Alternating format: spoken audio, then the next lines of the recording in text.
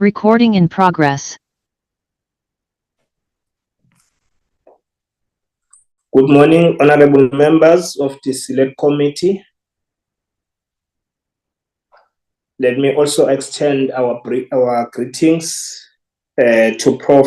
Somadoda Figeni and the commissioners who are present in the meeting, the administration led by Acting DG, Ms. Irene Matenjwa, and other DDGs who are present, and the CFO, and all participants, our support team. You are all welcomed. We begin with our business of today by ensuring that we start on time, as we always put more emphasis, Prof, on professionalization of public service. So as oversight bodies, we must also lead by example. When we start at 10, we must start at 10. We'll start by allowing members of the committee to introduce themselves after the adoption of the agenda, and we'll allow Prof to introduce the entire delegation and DG. Thereafter, we'll deal with the presentation on the consideration of 2026-2027 APP and budget allocation and the outcomes of strat plan for the Public Service Commission. Without any further ado, let me check, Mr. Manele, if there are apologies. Good morning, Chair. Chair, we have got only one apology from Honorable Peter. Thank you very much, Chair. Yes, we wish Honorable Peter a speedy recovery. We received that apology. Certainly, the minister as well is committed. It's in the executive as it is Wednesday, as we all know. Members, are those apologies accepted?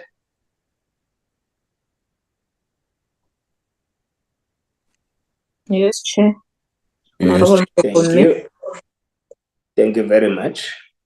We are now going to be dealing with the adoption of the agenda that is being tabled before us. Can I get a mover? Honorable Mabibo? I move for the adoption of the agenda, Chairperson. Thank you. Thank you, Honorable Mabibo. Honorable Whip of our committee, Honorable Molokome. Thank you, Chairperson. I second the move by Honorable Mabibo. Thank you very much. Our agenda is now duly adopted. Quickly, honorable members, I request that you introduce yourselves and the provinces you represent in the NCOP. Thereafter, we'll allow Prof to do the same. Over to you, honorable members. Let's start with our whip of the committee.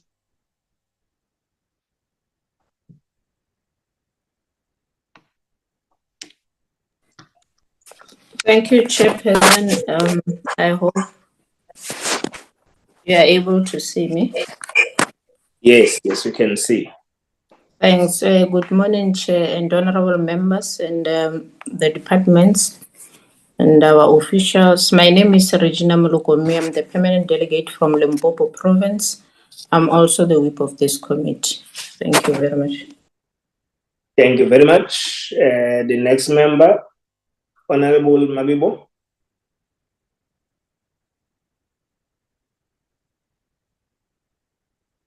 Thank you very much, Chairperson. Good morning to yourself, to your good self, and the committee and the honorable members on the platform. My name is Solima Bebo. I am from the Northwest Province permanent delegate, and then I'm the member of this committee. Thank you very much, Chairperson. Thank you. Honorable Zimande.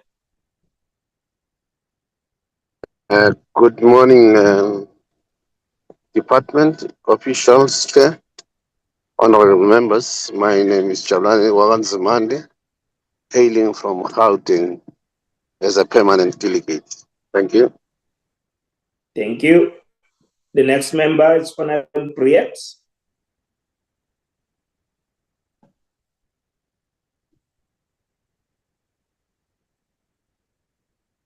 Honorable Briette? It seems as if she's still experiencing some challenges, or she's... Honorable Briette, are you there? Let's take Honorable Mkaza. Good morning, Chair. My name is Kanya Ceza. I am a permanent delegate from Mpumalanga. Thank you. Thank you, Honorable Mkaza. Let's move to Honorable Muimang, our Chief Whip. Greetings to yourself, Chairperson, members of the Prof and the commissioners, and a special word of greetings to my commissioner from Northern Cape, Ntate Toia. My name is Kenny Muimang, a permanent delegate from Northern Cape. Thank you, Chair. Thank you, Chief Whip. Honorable Bedenhorst. Good morning, Chair. Good morning, members. Biggest Partners, Permanent Delegate, Western Cape. Thank you. Honorable Briette, are you back?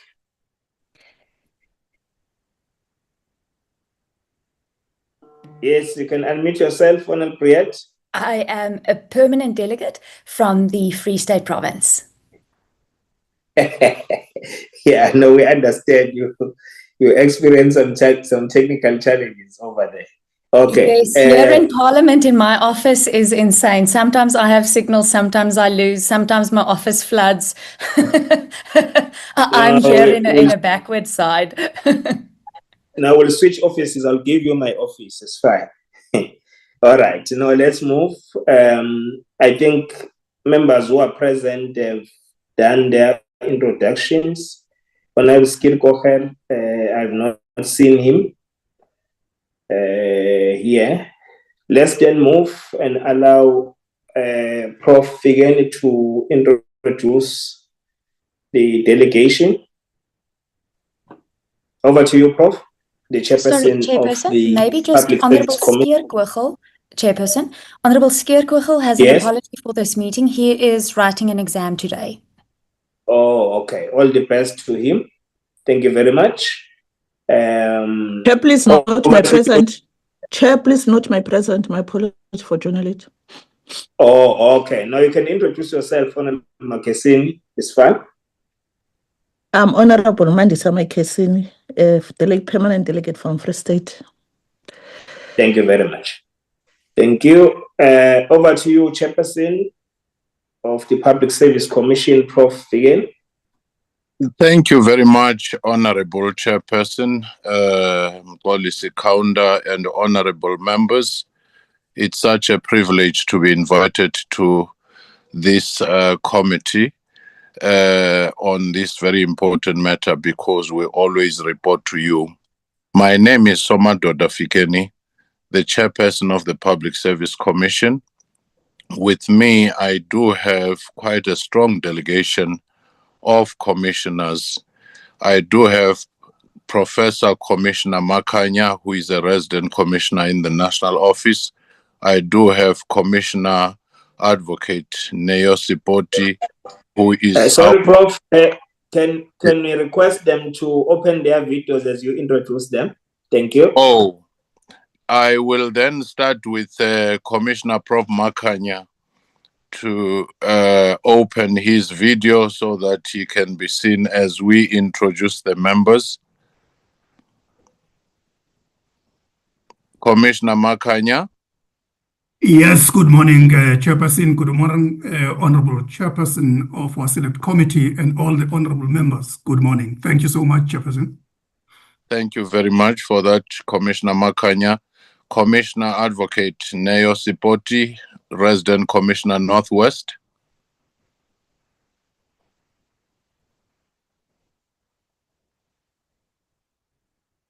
Commissioner Sipoti.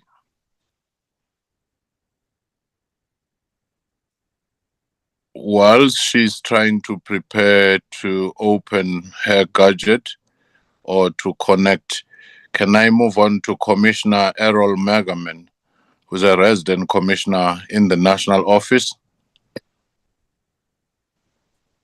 Good morning, Chairperson. I cannot seem to get my video going. We can see you. See you. Oh, can you see me, Chairperson? Good morning, Chairperson. Yes. Good morning, Chair of the committee and members. My name is Errol Magaman. As indicated, I'm based at the national office. Thank you very much. Thank you very much. Commissioner Neo, are you now ready to show your video? Neo Sipoti? Meantime, I then gallop to Commissioner Vuyani Mapolisa, who is a resident commissioner in the Eastern Cape. If you can show your video.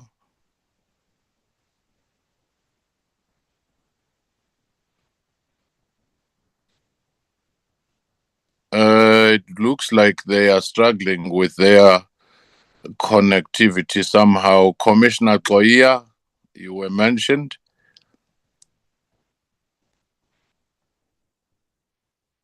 I will then proceed and they will give me a signal when they have sorted their technical glitches.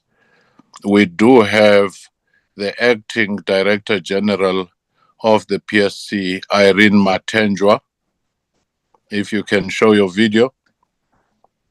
Yes, a very good morning to the Honorable Chair, Honorable Members, Chairperson of the Public Service Commission, Commissioners and colleagues. Irene Matenjwa here. Thanks.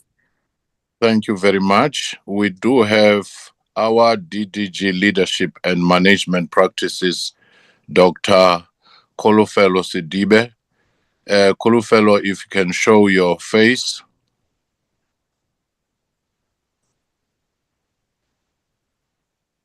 Good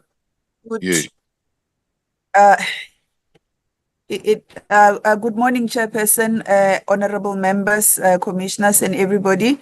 I have tried to switch on my video, but it still reflects as I am blocked. I don't know if you can see me. We can't. We see your name and the space where your face would have been. Yes, there is something wrong with the screen. You can see it's green. It's supposed to show, but for some reason it is not able to pick up the picture. It's a problem with my computer. Thank you very much. Thank you. I'm not sure whether it's not the settings because myself, I've switched off on the video. I can't see myself to know if I'm on the video. But be that as it may, let me come. We can see you, Chair. Thank you very much. Thank you very much. Let's come to DDG, Acting DDG for Monitoring and Evaluation, Carmen Domingo Swartz. If you can show your video, Carmen. Good morning, Honorable Chairperson of the Committee, Chairperson of the Public Service Commission, Honorable Members, my Commissioners, DDG, thank you and good morning. Thank you, Carmen. Then we do have the Acting DDG Integrity and Anti-Corruption, Faith Mashiginya. If you can show your face, Faith. Good morning, Honorable Chairperson of the committee and honorable members, Chairperson of the Public Service Commission and Commissioners DG. Thank you very much. My name is Faith Mashikinya. Thank you. Thank you very much. We do have the CFO, Mr. Zweli Momeka. Zweli, if you can show your face. Thank you so much, Chairperson. I think my video is appearing. I've tried to show it. My name is Zweli Momeka. I'm the Chief Financial Officer of PSC. I greet the Chairperson of the Select Committee, the honorable members, as well as commissioners from the PSC. Thank you. Thank you very much. Now we move with deliberate speed to Ms. Noziphiwe Gwaza, who is our Parliamentary Liaison Officer. Noziphiwe, if you can show your video. Yes, Chairperson, good morning. Chairperson, good morning, Chairperson of the committee, members of parliament and commissioners. My name is Noziphiwe Gwaza. I'm not sure if I'm audible and visible. Thank you, Chair. Thank you very much. And I just want for the commissioners who could not show up, if your system now allows you can show, then we can proceed. If not, Chairperson, we will have done our best to present the team we have, but we have quite a strong delegation because we are so much excited to be invited to the select committee and to account and report to the committee as it should be. Thank you.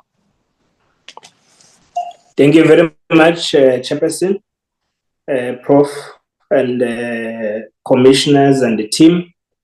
You'll recall, Prof, when you came before us as a committee to introduce the amendment bill on the Public Service Commission, we committed ourselves that we will speedily attend to public hearings and ascertain that we approve this bill on time. We have done exactly that, and we hope that everything on your side is proceeding well for starting the processes of implementation.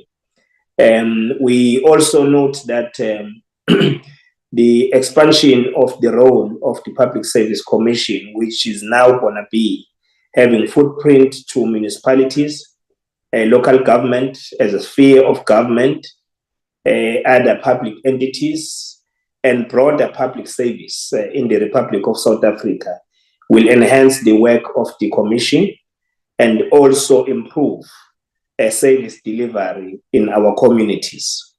We have a firm belief and conviction that these changes will ascertain that at least professionalization of public service is realized at all government levels, spheres.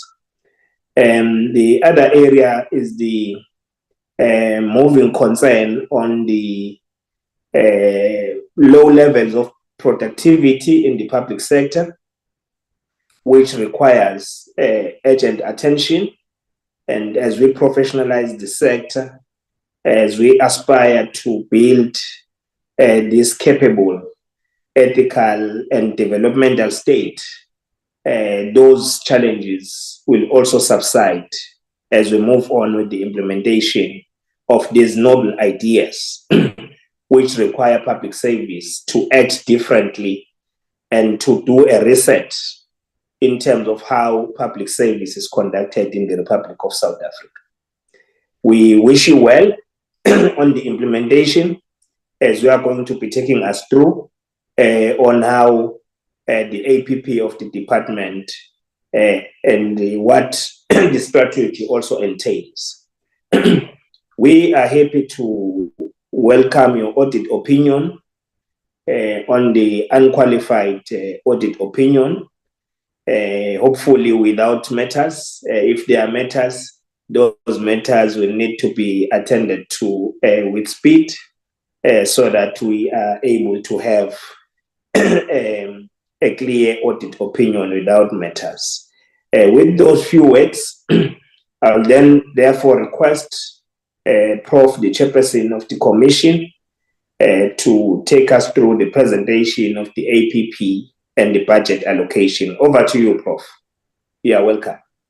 Thank you very much, Chairperson and honorable members, for this opportunity. And first, let's thank you as the Select Committee on Cooperative Governance for having kept your word and also guided the process to where it is now in terms of the Public Service Commission Bill. Indeed, now it has been passed by the National Assembly and by the National Council of Provinces, and we were assured that it is now heading to the presidency, where they normally take 2-3 months to do their verifications and the legal testing and everything else. Then we're hoping that from there we will begin a journey for the first time since 1996 that we will have the Public Service Commission expanded to every sphere of the public administration, to the local government, to the state-owned companies, to the state entities. And we do promise that we will not disappoint. We will do our best working with you. We remind you that we are the extended arm of Parliament as constitutional bodies. And at the heart of our mandate, as per the section 196 of chapter 10 of the Constitution, is to ensure that we have effective and efficient public service. And it is also to ensure that we promote constitutional values and principles as outlined in section 195. If then you relate this to the current major policy documents of the national planning, plan, then we are featuring in chapter 13, where the issue of building a capable, ethical, developmental state comes in. If you bring it even further forward in terms of the priorities of the 6th administration and the 7th administration, were one of the 3 pillars which has recognized that building a capable, ethical, developmental state, by building state capacity, by building statecraft, we are right at the heart of those reforms, whether it's professionalization framework and its implementation, or the recently announced reforms. We are working with the Department of Public Service and Administration. We're working with local government department. We have been having meetings with SALGA. We've been having meetings with all key stakeholders, including unions. So we didn't just go for the public hearings in the provinces. We've been quite deliberate and will continue doing so because we believe with everyone having their shoulder on the wagon, we could move forward. So PSC will work with you and will look forward with great excitement because it is said that local government is one most complex, most difficult, and most essential frontier in our governance. So with this honorable chairperson and honorable members, I will invite our Director General to present high level our annual performance plan, and later our Chief Financial Officer will speak to the issue of the budget. Suffice to say, we've suffered progressive, corrosive budget cuts since 2014 or even earlier, to a point where the core business that we have, the funding for our operations, is equal to the amount of the audit fees that we pay. And it has been shrinking.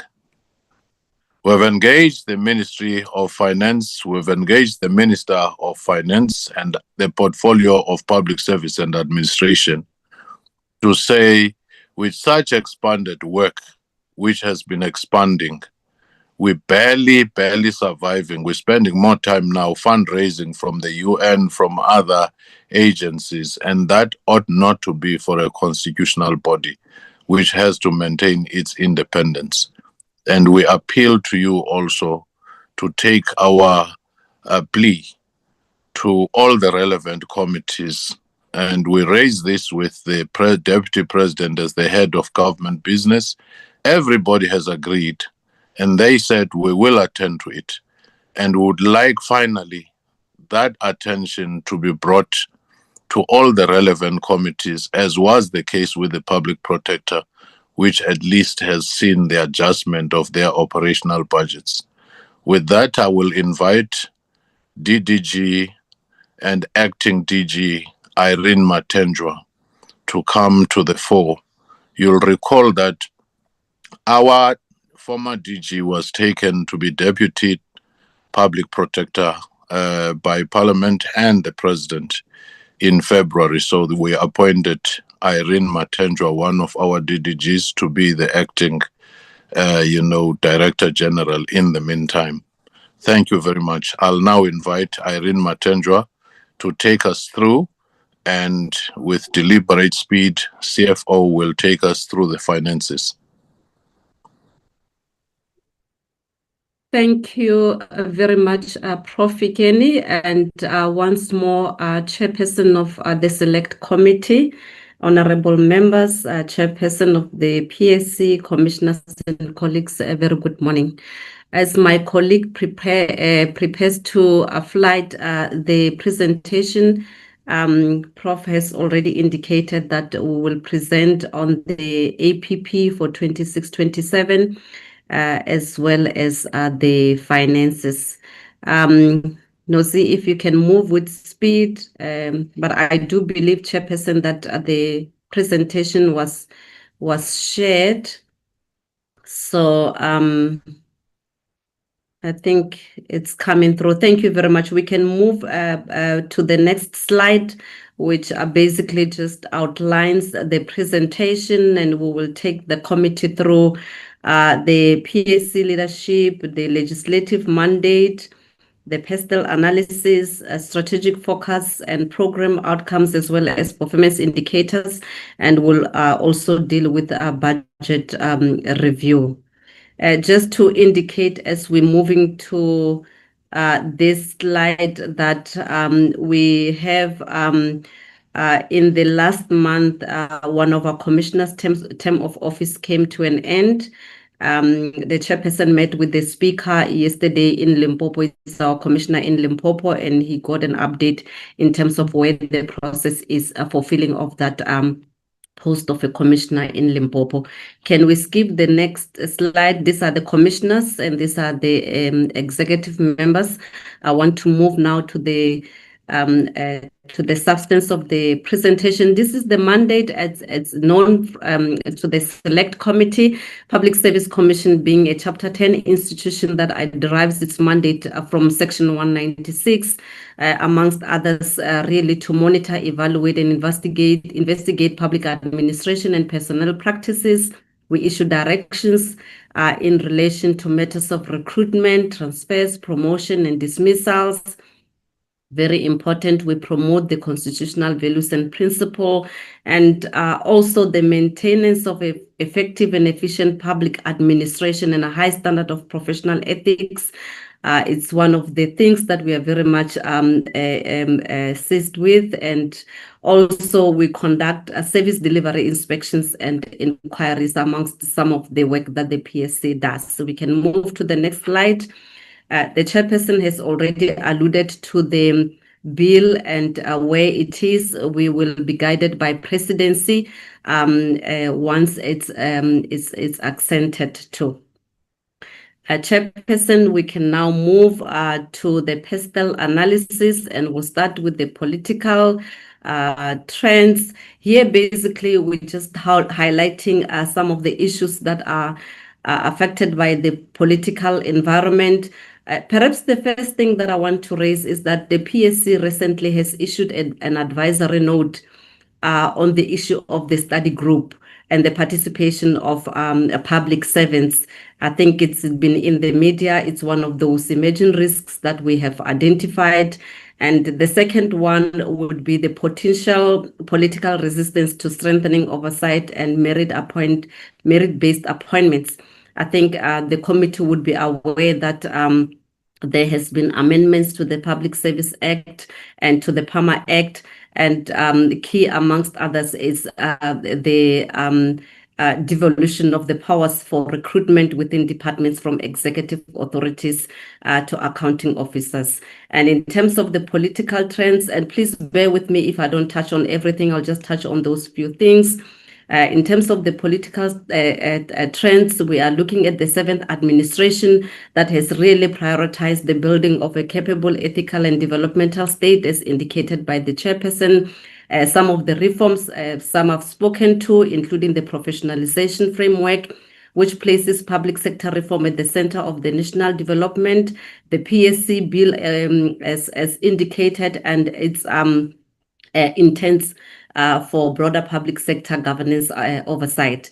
The opportunities here is for the PSC to position itself as a leading institution driving public sector reform, strengthening parliamentary oversight through evidence-based reporting, being the eyes and the ears of parliament and legislatures on the ground, but also to influence policy reforms through expanded constitutional authority. We can move to the next slide on the economic trends. On the economic trends, I just want to emphasize that the expanded mandate of the PSC without proportional resource allocations will be a very serious risk. And you will see later when the CFO presents our budget, how constrained is both in terms of compensation of employees and goods and services. We are also receiving an increased number of requests from various sectors for interventions in many areas, and usually these are not funded, and they tend to eat from our coffers.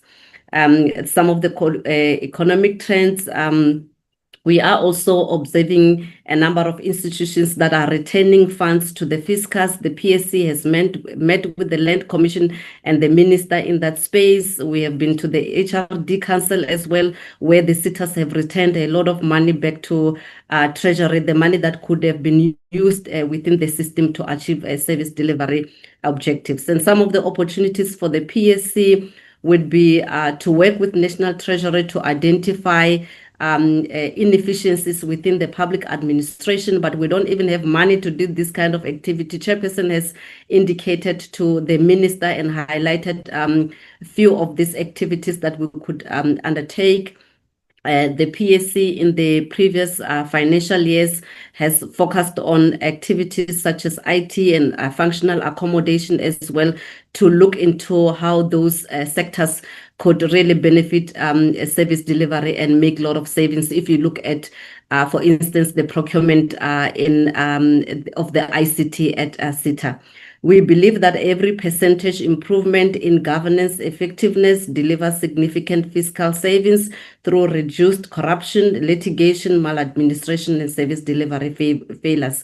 And obviously, we are leveraging our partnerships with various institutions such as the UNDP, the World Bank, academic institutions where we have got MOUs with, so we can partner with them and also derive some benefits in terms of working together to augment our capacity constraints. On the social trend, Chairperson, we all know that there is an erosion of trust in government institutions. Perceptions of unethical conduct in public administration is very high. We see service delivery failures that are affecting vulnerable communities. And if I can move to the opportunities here, the PSC is uniquely positioned to promote the constitutional values and principles across the three spheres of government, but also within the entities and all organs of the state, because Section 195 of the Constitution does clearly indicate that the values and principles are applicable in all organs of the state. But also to advance ethical leadership as well as strengthen citizen participation, we have got various projects that we undertake, like the citizens forums, where we meet with communities and we bring in government departments, local government and private sector to deliberate and hold accountable government departments on service delivery within a particular location. Our public complaint system, we also have a families summit that recognizes that ethical governance begins with the societal values and culture formation. We also have service delivery inspections that we conduct to deal with these matters. On the technological trends, if you can move, the cyber vulnerabilities across government institutions, there is skills shortage in artificial intelligence and emerging technologies, data governance, and privacy risks. Again, here, Chairperson, we have started, and you'll see also in our APP, the projects that we've been working on cybersecurity, and we've also identified digital transformation and artificial intelligence as a strategic pillar. We are also working with the GITO Council within the public service, where all IT information officers and IT experts, it's a committee of all IT experts in the whole of government to articulate these matters. On the environmental trends, there isn't much really, Chairperson, that we are bringing to the table, but we are saying that environmental resilience is increasingly becoming a governance issue and should be integrated into future oversight frameworks.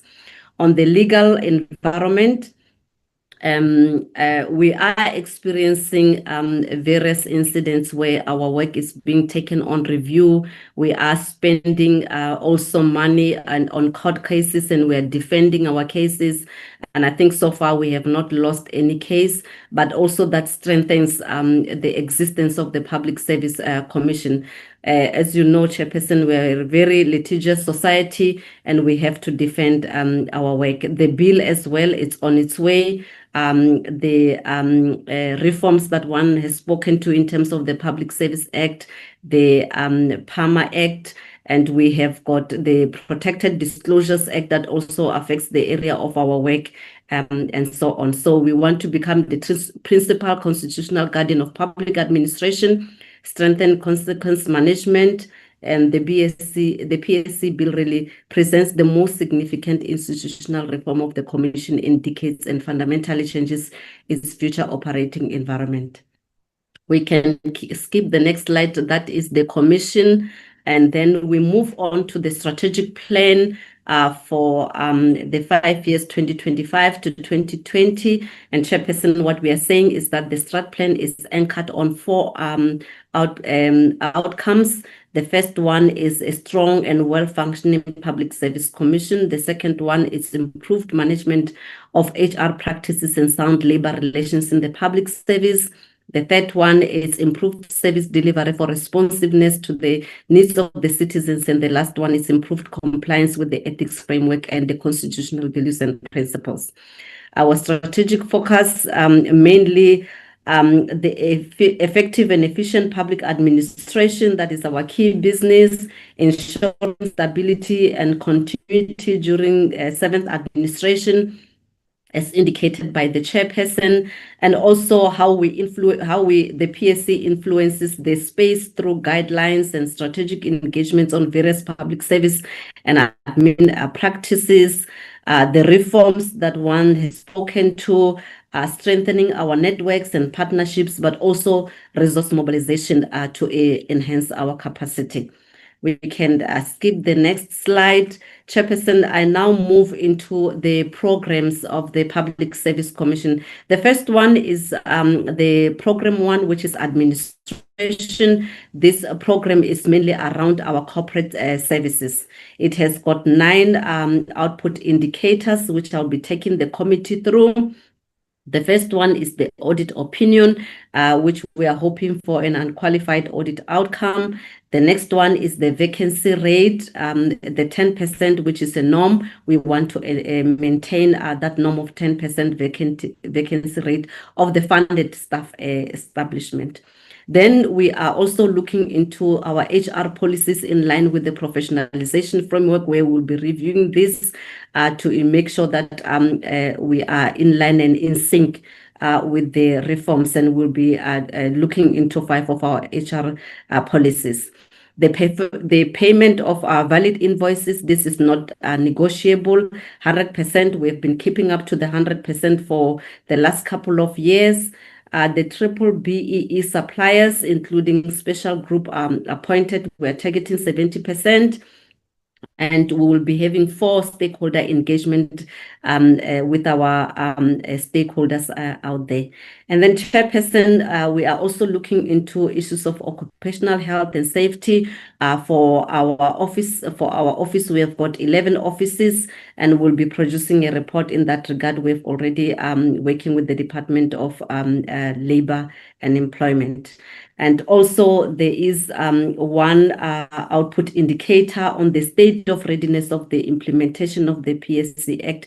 This is going to really take a lot of time on the Public Service Commission work is underway to get ready so that by the time the Act is accented to, we are ready and really showcase the work that is contained in the PSC bill.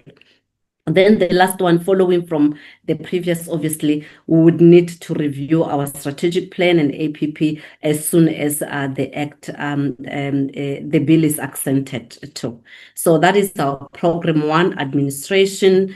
As I move now to the next slide, or the next program rather, which would be the leadership and management practices. This is the area, Chairperson, where we deal with HR practices in the public service.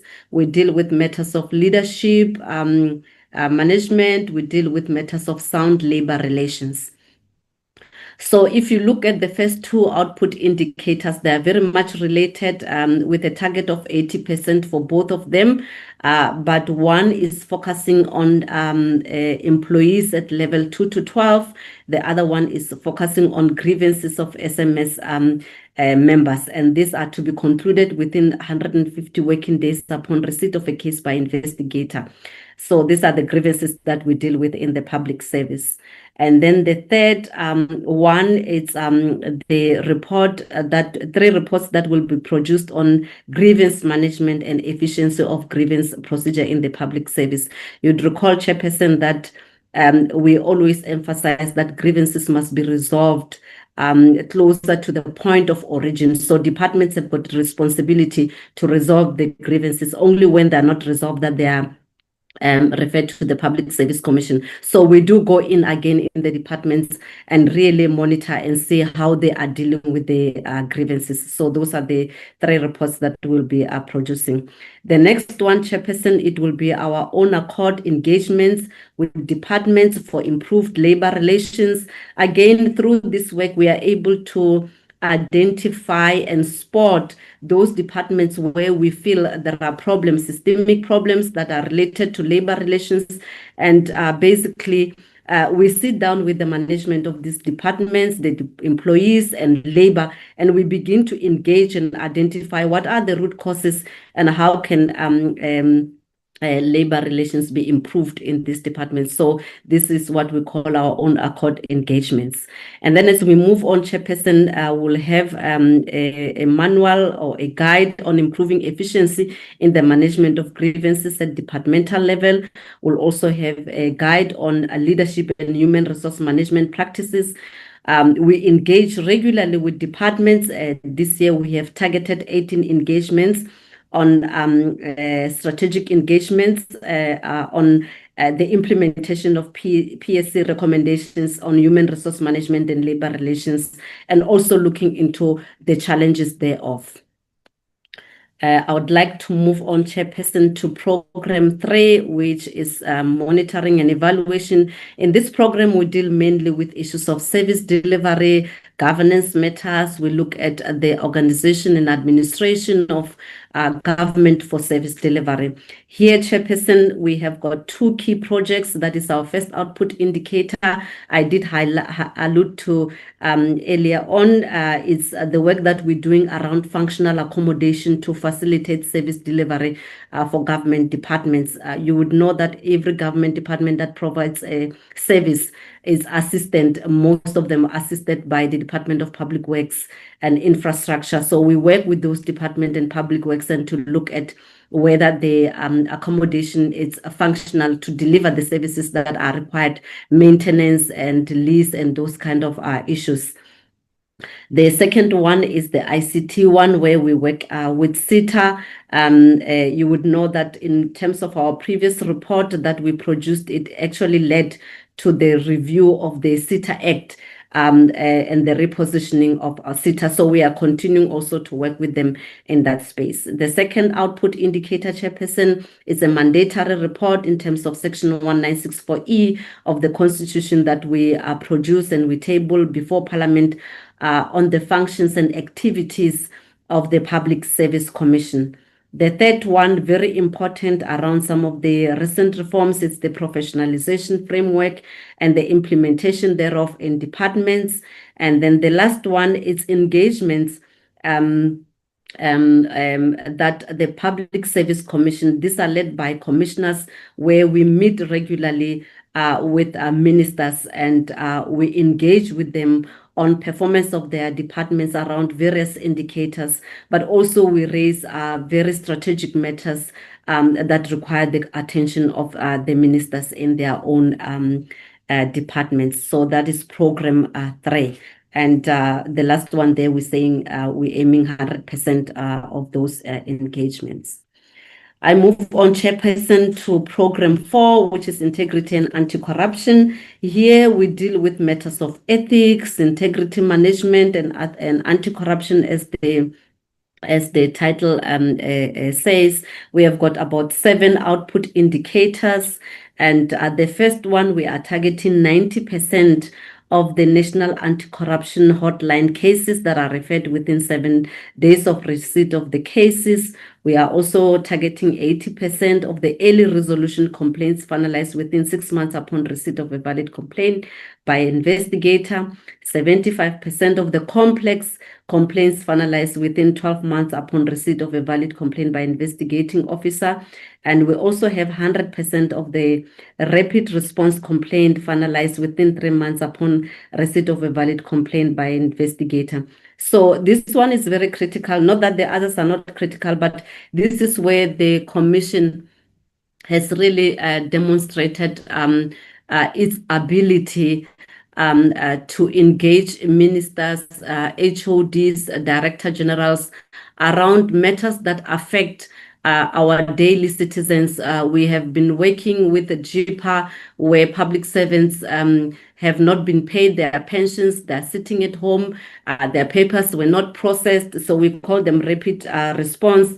And the Public Service Commission is just able to reach out to those institutions, and the people are paid their monies in the Home Affairs as well, where one would have applied for an ID and there are just unnecessary delays. The Public Service Commission reaches out to that space, and the matters are resolved. So there is quite a number of these examples that one can give. But again, the problem that we have is that we don't have enough resources within the Commission to do this kind of very important work. As I move on, Chairperson, we will be having 10 reports on own accord investigations. This is articulated in the Constitution for us to have own accord investigations. So what happens here is that there are we become very observant in terms of whether it's an issue of maladministration or inefficiencies and so on, where the Commission just decides we are now pouncing into that department. We are going to investigate this matter. This is our own accord investigations. And then we'll have 3 oversight monitoring reports on implementation of the ethics framework. And also we are targeting to have 30 engagements on the promotion of ethics and the constitutional values as contained in Section 195 of the Constitution. And Chairperson, I now come to the last program. This is the provincial coordination. As you know, the PSC has got the national office, and we have got footprints in all the 9 provinces. This is the work that we also do in the provinces. So, so this work will be undertaken in all the 9 provinces. So the first one is the area that I've spoken to, where I said citizens forum are conducted, where we identify a particular locality in the form of a municipality. They would raise their service delivery issues. We invite departments, local government, and other stakeholders to listen to the issues. And then we do the follow-up to go back to the communities, and we demand of departments to give feedback and also to showcase where progress has taken place. But what is also beautiful about this program is that services such as Home Affairs, SASSA, and police, we also request them to come on site on the day so people can access those services immediately without having to travel to go to the SASSA office and to the Home Affairs. Recently, we're in the Northern Cape, We saw Home Affairs was there, people whose IDs have been at Home Affairs, they were there to collect their IDs and many other services. The next output indicator is we do on accord provincial investigations. Again, I did talk to this project, but this one now is focusing on provinces to address selected public service and administration deficiencies. So a province, each province would look into their own space and say what would be the own accord project that they can embark on. Then we do another piece of work again, which is service delivery inspections. This is where we visit service delivery sites, frontline, whether it's a hospital or it's a police station. It also gives us an opportunity to experience the lens through which our citizens receive the services. This can either be announced or unannounced. Unannounced, we just walk in and we sit there and we observe everything. And where we realize that there are inefficiencies, we immediately call on the HOD and the minister. We alert them to those problems. And a part of this program is what we call on-the-spot recommendations. So we demand, as we are in that service delivery site, for instance, at the driver's testing station the other day, we were there, we were told that the office was closing, they were cutting the queue actually at 3 o'clock, whereas the service is supposed to be provided up until 4:30. And we requested that it cannot be done. And those people who were about to leave, because they were requested by officials, they had to come back and access the services. The last one, Chairperson, is those Section 1964 report on the activities and the functions of the Public Service Commission that we produce from each of our provinces, and then they get tabled at the provincial legislatures. I would like to move on now to the second part of the presentation, which I'll give to the CFO to take us through. But mainly what we are saying is that our budget is 353 million, which is not really sufficient to do the work of the commission and still make sure that at the moment as we are, the national office and the provincial offices are able to execute the mandate of the commission. Through you, Chairperson, I would like perhaps that we move to Mr. Momeka, our CFO, to take us through the finances, and thank you. Through you, Chairperson, let me thank you for this opportunity. Thanks, DG. Thank you, Chairperson of the Public Service Commission and Commissioners. Honorable members, our budget, as the acting DG has indicated, for 2026-2027 financial year, totals to 353.8, and therefore 78% of the 353.8 is compensation of employees, which totals to 275. This basically indicates that our work is produced by the professionals that are at PSC. We do not have machines that produce. Therefore, we are purely labor dependent, if I were to say. The 22% thereof it's basically 76.5 million to the nearest, and that is the operational budget. Now, breaking this operational budget, honorable members, 67% of the 76.5 million basically funds what we call mandatory costs. These are the costs that we always have to incur. Noma kanjani. So these are your overhead costs in the private sector. That's how they would be called. They are inclusive of the rental for the offices that we have throughout the country, because the Constitution says each province shall have a commissioner, and therefore that commissioner needs to be supported. And there are offices for each and every province. We do have an office at the head office, and there is also a parliamentary office in the Western Cape. and therefore we pay a significant amount of budget to those offices. And we also pay SETA related costs because our ICT is done through SETA, the server holding costs, as well as all those SETA related costs that we pay, which amount to almost 10 million a year. So they do take quite a significant amount from that budget. The Honorable Chairperson has made mention of the audit costs, which really are quite significant, looking at the proportion of to the proportion of the operational costs, which remain unaffordable.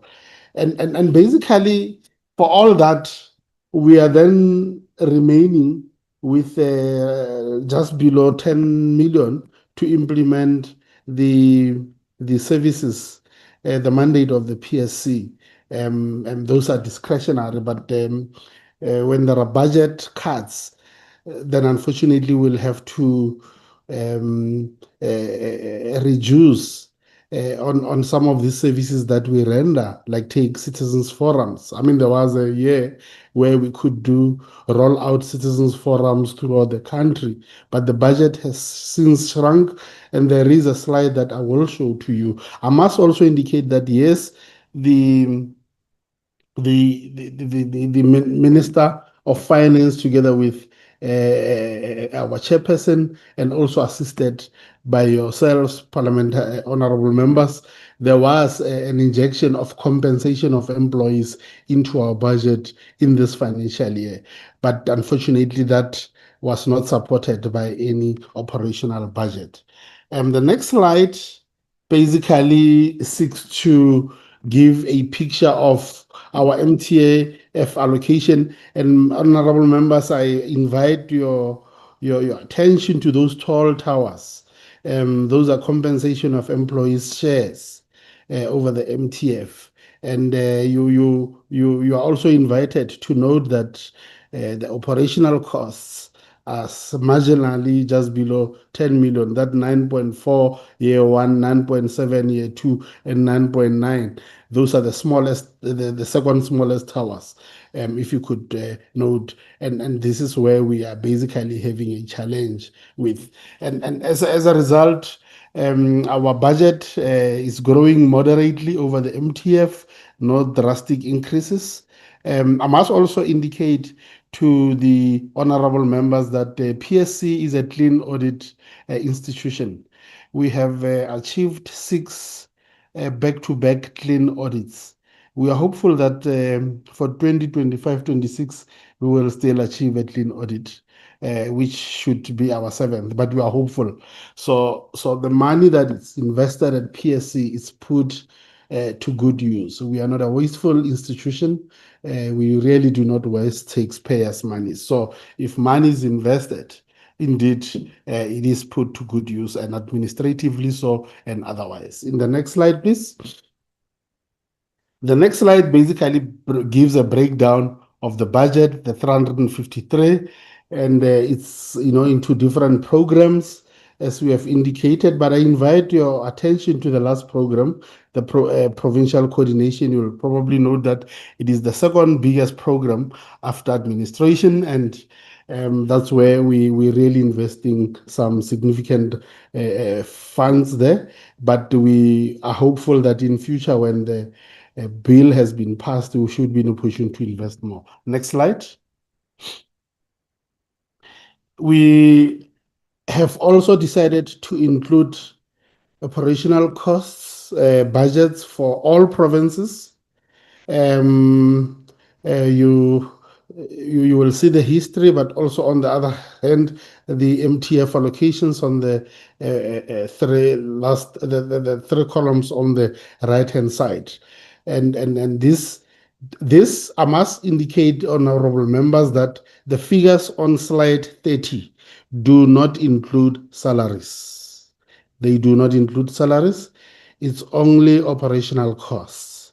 I must also indicate that rental for offices and audit costs and others are centrally paid in program 1. Therefore, They are not, this is purely for the operational costs of the office to allow the office to perform duties, but overhead costs are centrally paid. Your SETA-related costs, audit costs, rental costs, all of them are paid from Program 1. So these are only costs that are meant to. And I must also indicate they do not include the traveling of commissioners. Traveling of commissioners is also paid in Program 1. So this is purely for the operations of the office to support the commissioner. In total, we're looking at, just go back. Please, Nozi, just go back to the slide. 5.6 million for year one, the year in the middle, 5.8 as well as 6 million. Our wish is to really grow this budget so that we can really allow our provinces to make an impact that they should on our people. More especially now that we are even going to have a mandate on municipalities as well as entities. It is our wish as PSC that that budget should be increased. So if Treasury indeed gives us money, we will prioritize provinces. Next slide. It's the same information, but in a different form, just to confirm that we are a compensation of employees institution with 78% of the budget allocated there, and that is sustained over the MTF. And you will probably note the history that nothing has really changed with that structure of the budget.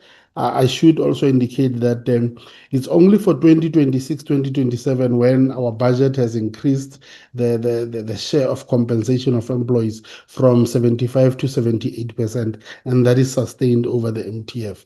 Even though Treasury has given us money for compensation of employees, the operational budget is not supported. This budget excludes transitional budget for which PSC has to prepare itself to transit to the new entity. This budget does not also include a mandate that has to be extended over to municipalities as well as to entities. PSC continues to be in talks with National Treasury, and I do not have a doubt that the honorable members will probably support that. But we are indeed trying to secure funds for the transition as well as for the extended mandate. Thank you. Next slide. This is just to emphasize the story that I've just given to you, that the share of our budget is 78%, and the operational costs are 22%. I think we can move. The same story, we can move. Yes, so we're just giving a graphical presentation of the same story that we have been giving, but you'll notice here we have separated compensation of employees from other costs. And the increase there, it's quite lower than even the inflation. So meaning that PSC is becoming much poorer and poorer. In fact, at 9 o'clock this morning, I started a meeting with the Treasury where all CFOs were invited. And one of the things that I mentioned there was that it is all and good to protect the inflation of compensation of employees. We are quite happy with that. But you are not protecting the inflation of the rental of business buildings, because we are experiencing that. We are not seeing also recapitalization of IT equipment, because we are increasingly getting more dependent on IT. Even now, in this meeting, we are dependent on IT. And in the previous years, we would have actually traveled to Parliament for this meeting. So there's a need for equipment, IT equipment, softwares to be recapitalized. The other thing is that the inflation of softwares and IT by big business, it's quite big. So it is becoming a bit of a luxury to even replace a laptop for a commissioner at PSC. Next slide. Honorable Chair, we've decided to give you a history, as Chairperson has indicated that our budget has been shrinking over the years. So what we then did, we took all the allocation letters from National Treasury, looked at the movements, where there are increases. So these are basically, you'll see that it's different MTFs listed on the first column, going down, starting from 2008, 2009. This is when the economic downturn started, you'd remember, until the last, if you look at below, just before the gray line, is the MTF that we are currently in. And the long and short of it is that the gray line below basically shows the cumulative effect of the budget cuts. If you go to 2026, 27, the three columns from the right-hand side going to the left, the total budget loss by PSC totals to 60 million. 60 million. And this is what PSC has lost. So what we decided to do is to do a cumulative budget loss and sustain and up. Yeah, so we've showed this slide to the portfolio committee, we've showed this slide to the Minister of Finance, we've showed this slide to various even treasury officials, and we are inviting your eyes to look at this slide so that we have scientifically quantified the budget reduction that PSC has suffered over the years. Thank you. Next slide. Yes, I think I will hand over to the chairperson to then conclude. Thank you. Thank you very much, Chairperson and honorable members. That is the overall picture of the PSC. As you see, against all odds, we've increased our footprint and work. Against all odds, we now have saved so much for the government, because we're not just doing investigations, but we target those things that will improve efficiency and effectiveness of government. To take but a few examples, when we saw that there was a backlog and an outcry in the country over delayed investigations of GBV cases, of murder cases, and criminal cases, we were then told there's a backlog which is affecting even the case flow in the courts in terms of the forensic laboratories of the SAPS. So own accord investigation, we embarked on this, we reviewed it, we came up with a plan on how to unlock those bottlenecks. We met with the minister, then Minister of Police, police commissioners and all the generals and those heading the labs.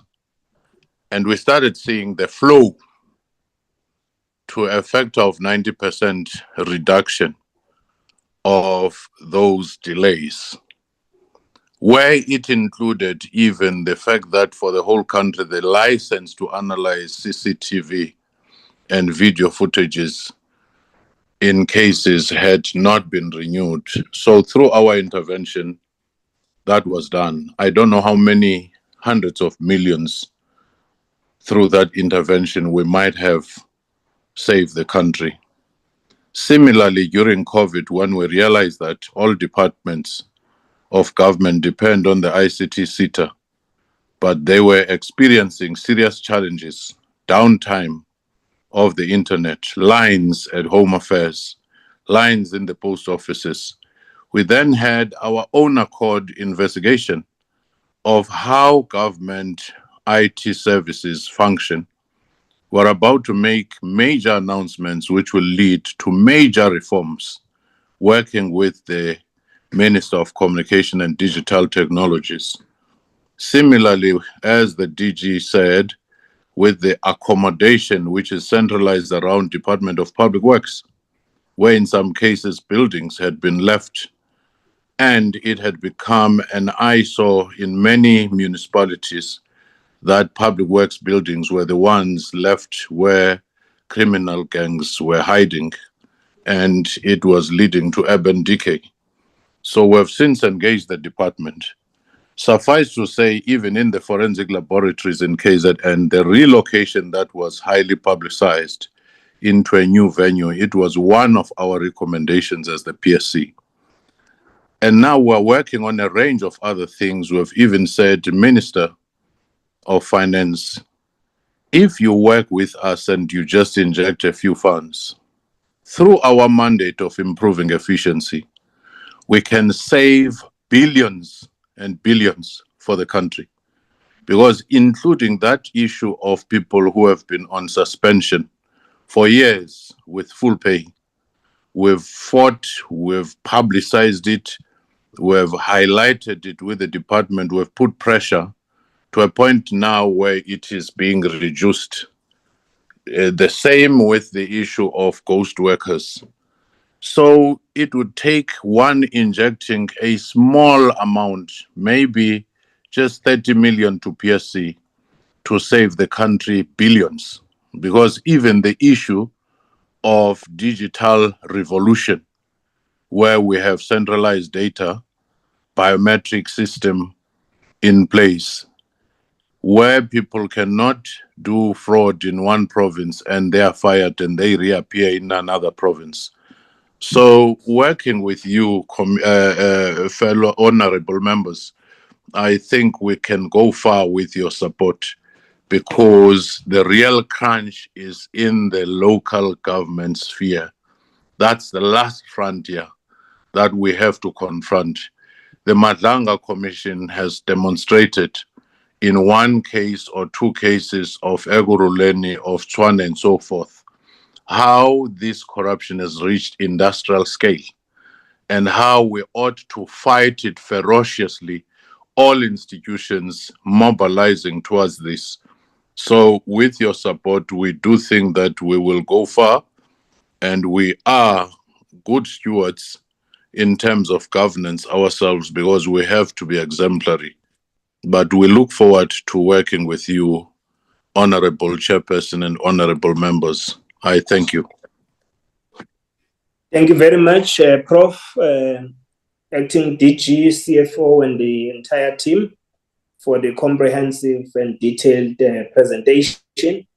We are now going to be allowing members to engage the report.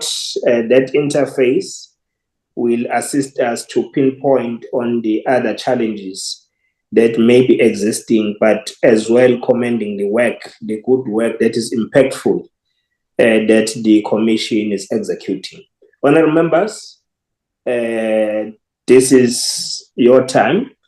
Honourable Nzimande, you are the first. Honourable Keze, you are the second. Honourable Mabibo, you are the fourth. You are the third. Honourable Bedenhorst, you are the fourth. Honourable Muimang, you are the fifth.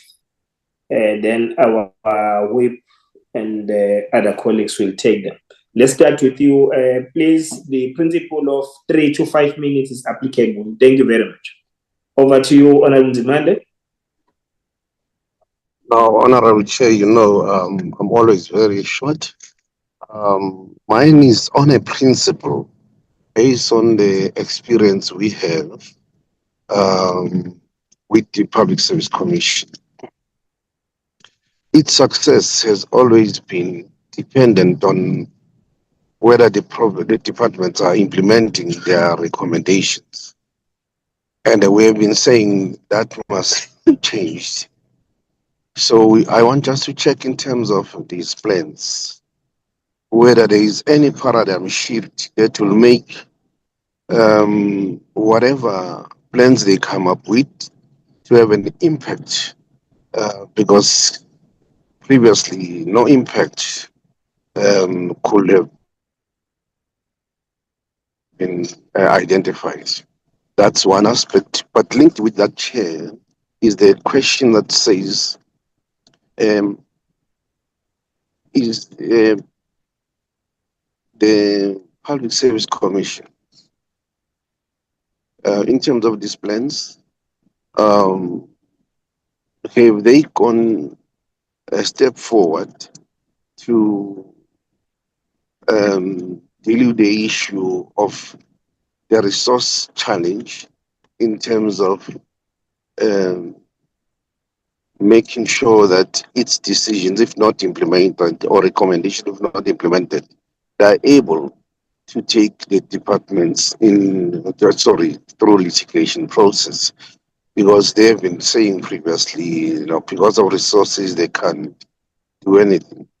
Last part is whether there is any backlog that they know in terms of the department's reluctance to implement their recommendations.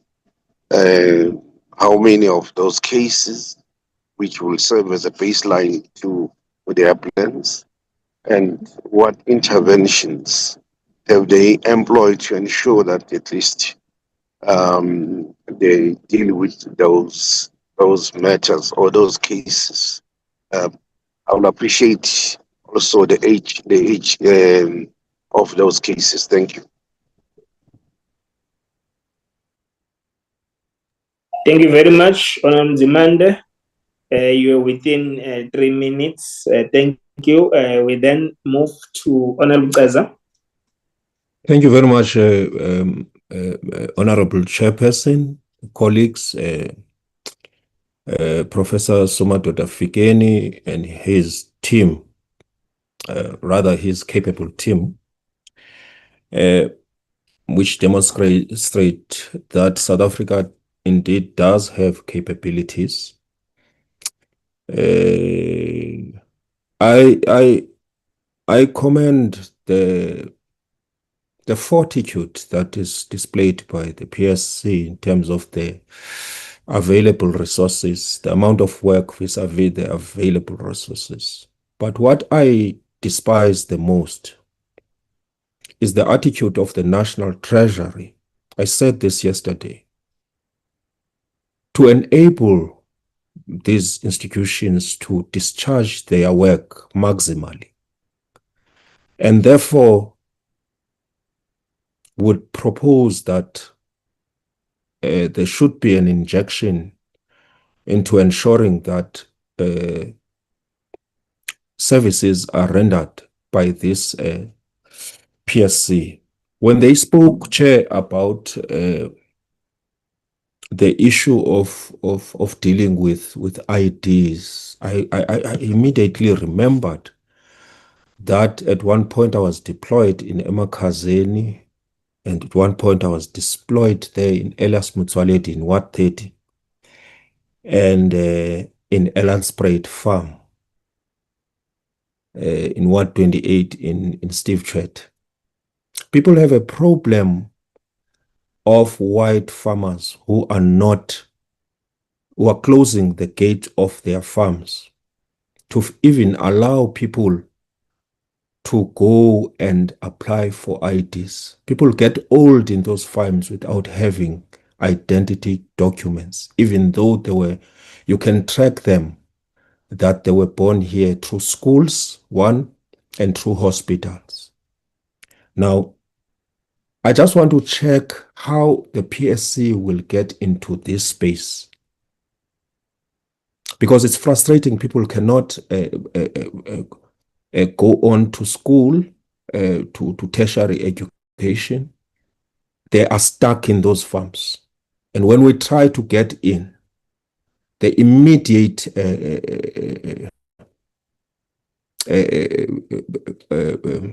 notice is that of a gun, as though we fear death, or we are not all going to die one day.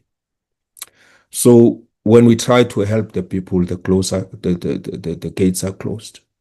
How does the PSC investigate and undertake into persistent compliance regarding the failure of Home Affairs to provide IT services to residents, what interventions are being undertaken where these farm workers are subjected to this humiliation and exploitation? That is my first question. And the second question is how much government has spent on labor litigations?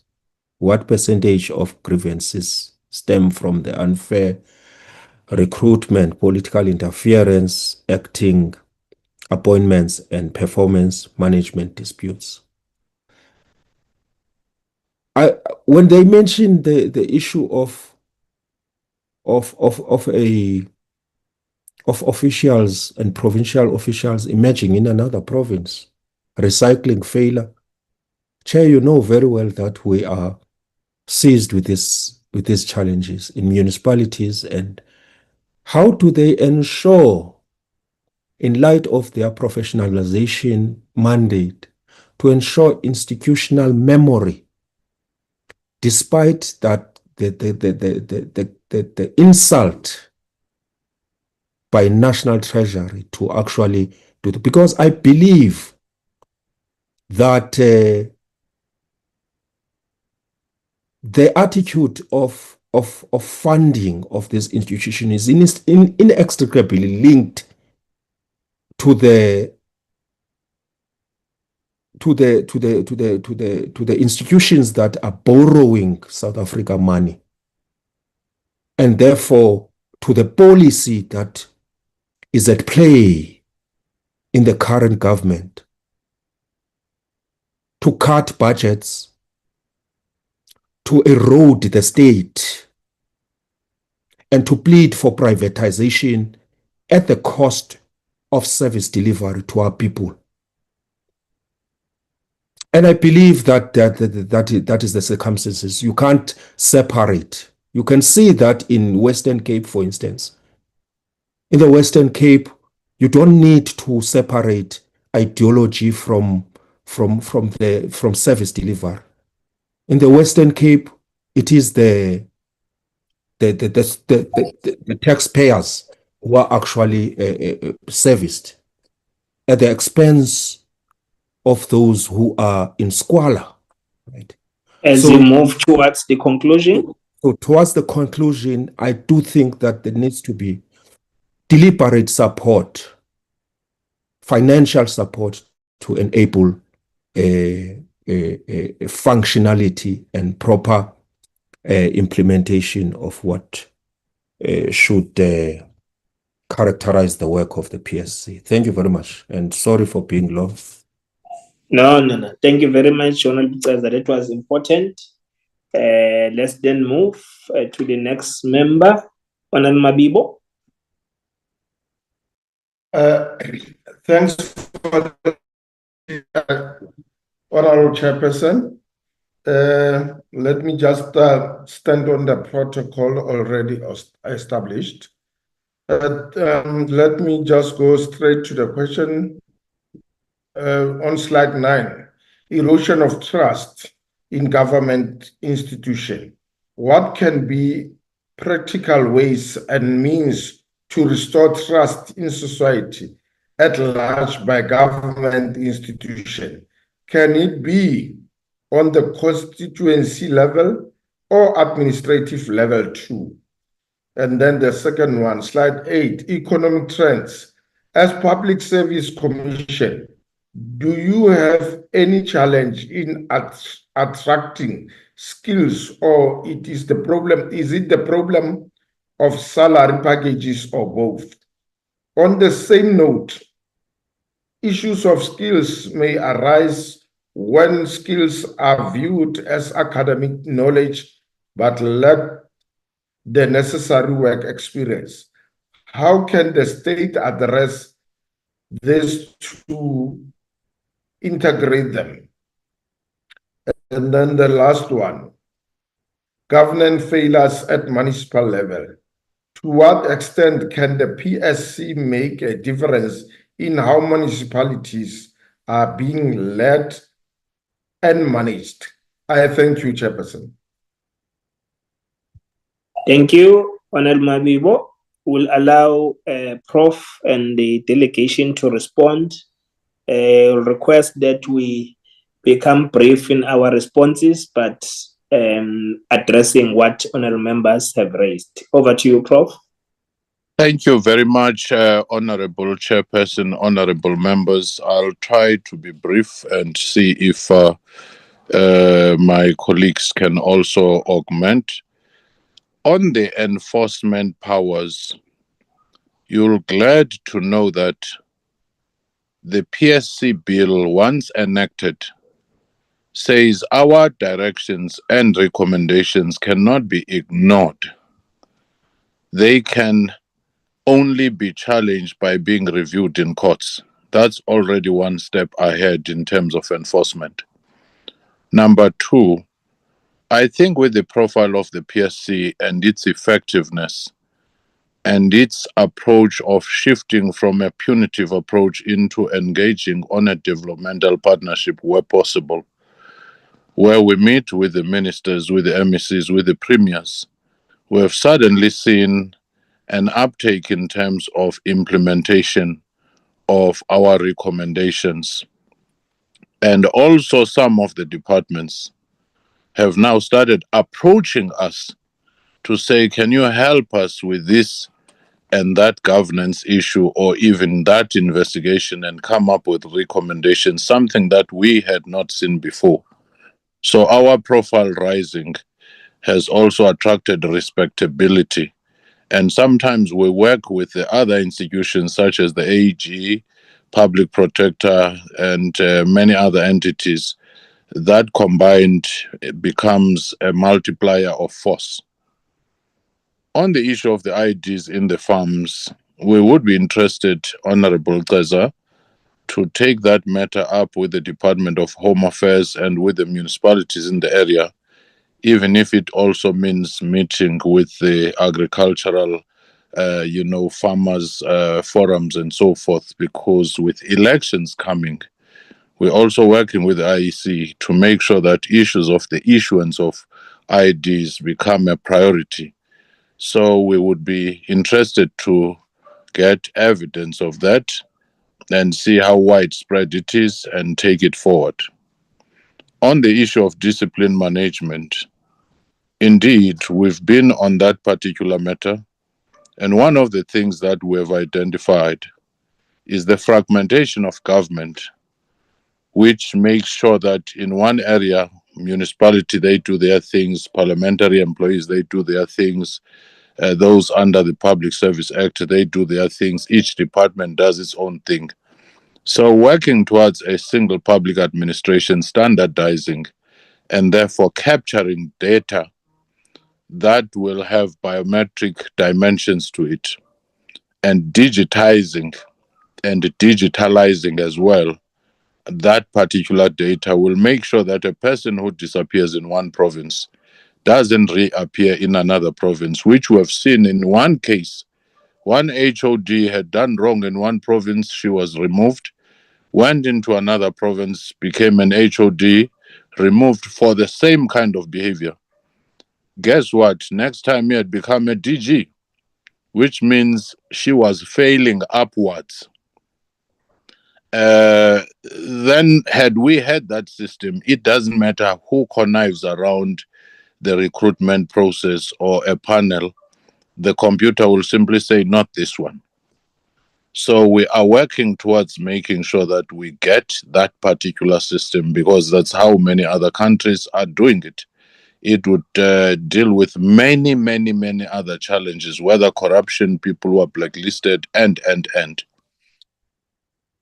Then we are beginning to even now call departments which have not spent the monies that was given to them to say, let's have a conversation. What is the problem? The last one we met was rural development and land reform. And we invited the land commissioner. We invited Treasury because 4 billion allocated for people who had land claims which were successful was returned unused. We have engaged with the UIF 14 billion that was assigned for job facilitation was largely returned unused when we have 60% youth unemployment. So those are some of the things that keep us awake at night as the PSC. And we have been raising the issue in the Human Resource Development Council on the sitters who at times sit at 27 billion rands or 21 billion rands unused at the time when we have unemployment crisis and at the time when the country is borrowing at times 2 billion rands per day in order to service the debt, and 1.1 billion of that day money, as soon as it arrives, it services debt the same day. So that is what we're grappling with when we talk of improving efficiencies in the public service. So we would really appreciate you helping us to improve our capacity through having resources, to do more of what we're doing. As we can demonstrate to you, we're saving government as we improve efficiency, hundreds of millions.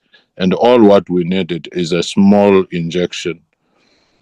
And Honorable Mabilo, the erosion of trust in government, indeed, it's a worrisome thing. What I've always said, as long as annual reports that we present, self-reporting that we do, APPs that are prepared, are meant for ourselves without an impact on the people on the ground, that gap of why certain institutions often brandish, we've done well on paper, but those people who are on the receiving end of the mandate are feeling the misery. I even gave an example of one municipality that finally got unqualified audit after so many years of disclaimers and many challenges. They celebrated, they were prepared to throw out parties and so forth. And yet, SUA was still running in the streets. And people were then saying, we're going to march against this clean audit. It's when we do not connect to the experiences on the ground, and yet we celebrate that we've done well as institutions. When there is that gap, then the erosion of trust will continue until our interventions, people can feel that indeed PSC's arrival in this space has done something. When we went to Mandeni, and one of the things in our citizens forums was the complaints of people saying we have a clinic which is written 24 hours open, but the clinic is always closed at 3 p.m. and there is often no medication. So when we intervened, the clinic was opened back to 24 hours and it was stocked with medication. Those are the interventions. When we went to Mpumalanga and met that family which had not had IDs for 7 years, and finally they got their IDs, that's how we should be measuring the impact rather than the self-congratulatory reports that we do for ourselves, and that we can do working together. And indeed, academic accumulation of certificates is not exactly the same as experience. That's why we are talking to universities, training institutions, schools of government to say, let's have a rethink on how even the training itself should be experiential, how even the training itself, we should allow for academics to be seconded to public service and allow public servants to be seconded to the other side so that there is a meaningful dialogue between knowledge and practice, which will then begin to produce the desirable results on the ground. I thank you, Honorable Chair. Should there be any of the issues that I might have left out, my colleagues will be able to come in. Thank you, Honorable Chair. I'll just check if our colleagues have anything that I might have left out. Through you, Chairperson. Thank you, Prof. It looks like you have covered them. Let's then move to Honorable Badenhorst, followed by Honorable Muima. Yeah, thank you very much. My apologies. It seems that I've come down with the same flu that everybody else have had for the last 2 weeks. So I'll try and be brief, Chair. I just sorry to do this, but Honorable Teresa, my colleague from Polokwane, has now opened the door, and I feel inclined just to correct him a little bit with regards to the Western Cape and specifically the City of Cape Town's pro-poor infrastructure investment. As he should know by now, the City of Cape Town actually spends approximately 9 billion rand of its budget on pro-poor infrastructure investment. Some 75% of its total infrastructure budget, 9 billion of 12 billion rand, is spent on pro-poor infrastructure investment. City of Polokwane is spending 9 billion rand. So I just want to make sure that he understands that City of Cape Town actually puts that on a line-by-line item in their budget. Anyway, but let's get back to the business of the day. Chair, I'm going to just ask 3 questions, and I'm going to try and concentrate my questions around value, accountability, and whether the Public Service Commission is producing measurable improvements rather than simply just generating oversight reports, which is important, I think. The Public Service Commission speaks extensively about professionalism, about ethics and HR management, and yet there's no explicit target relating to ghost workers, to payroll fraud or verification of employee establishments.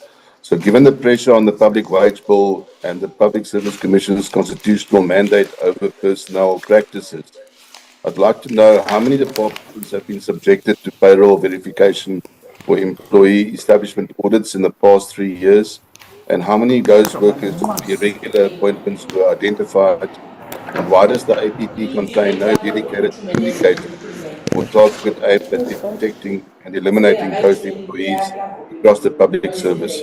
I think somebody is unmuted, Chair. If I can be protected, please. I think it's Honorable Makasini. Honorable Makasini, please mute your mic. Thank you. Thank you, Chair. Thank you for the protection. The second question would be whether the Public Service Commission aims to maintain its own vacancy rate below 10%. So it seems that the PSC is aiming to maintain its own vacancy rate below 10%. Yet many of the departments continue to operate with critical vacancies while spending billions on compensation. So I'd like to know what evidence the PSC can provide that its oversight interventions have reduced vacancy rates in critical frontline positions such as engineers, health professionals, financial managers, and technical specialists, and how many departments continue to exceed acceptable vacancy thresholds despite repeated PSC recommendations. And then my last question would be, Chair, the Public Service Commission bill will extend oversight to municipalities and public entities. So given that 78% of the PSC budget is already consumed by compensation of employees and staffing levels are projected to decline, how will the PSC realistically oversee municipalities and state-owned entities without becoming another unfunded mandate? Thank you, Chair. Thank you, Honorable Badenhorst. Honorable Muima. Thank you, Chairperson. Greetings to yourself and also commissioners led by Prof. Just to from the first is to appreciate the presentation and key programmatic areas as articulated. The question that I want to raise, Chair, relates to the MTF allocation of the PSC, given the fact that once the bill is assented, as correctly pointed out from the presentation, the mandate will expand significantly so.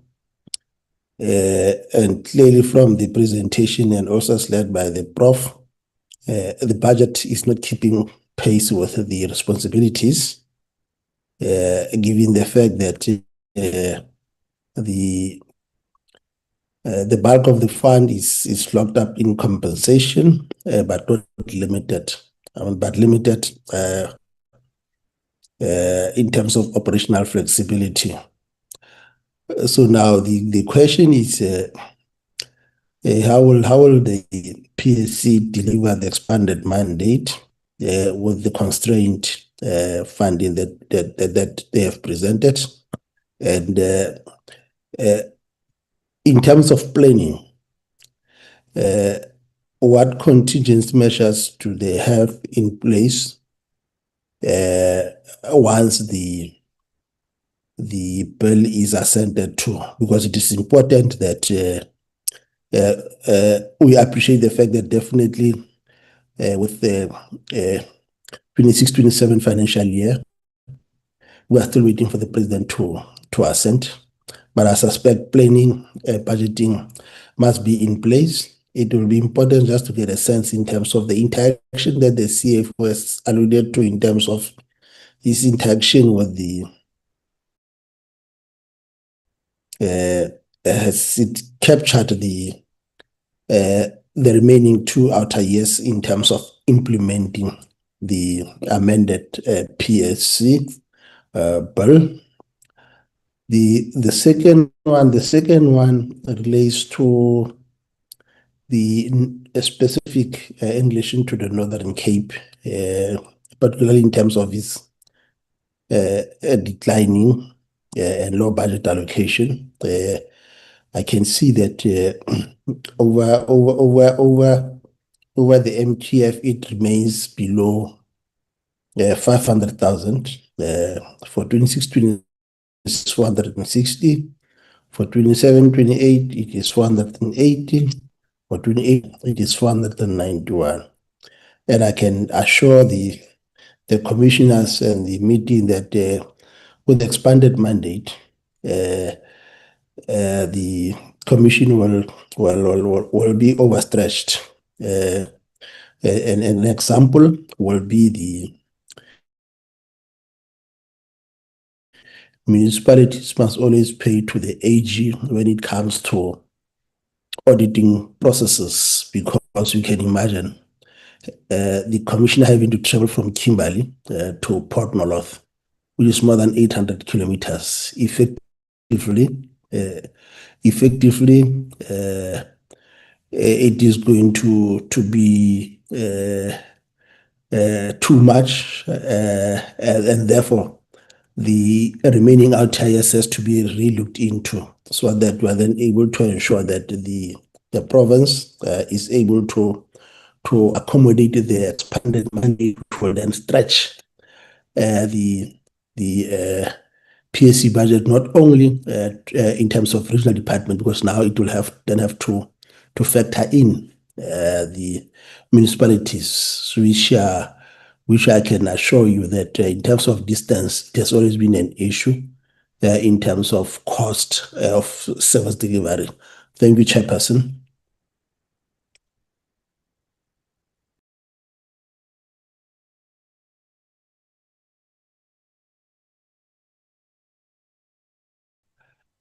Honorable Chair.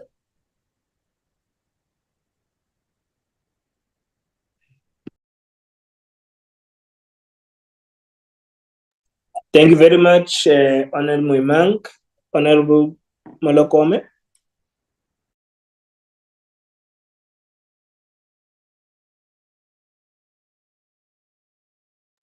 Thank you, Chair, for the opportunity. And let me appreciate the presentation made by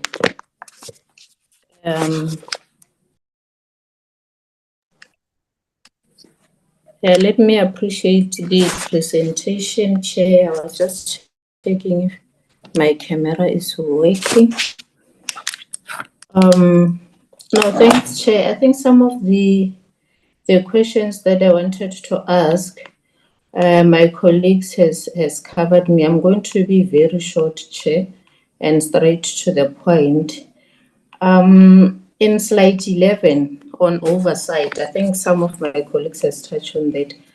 How can we guarantee that the oversight of administrative processes are effectively managed by the Public Service Commission at the level of municipalities? Because when they were presenting, they've indicated that most of the challenges we find them in municipalities. And Chair, I think we can attach to that when we do our oversight, we experience the issues that have been raised when the presentations were made. So I just want to check around the management of this commission. How are they going to assist in terms of that municipalities? Do we have to amend legislation? I just want to check if do we have to amend legislation, or can it be implemented in its current form? But anyway, I know that we have just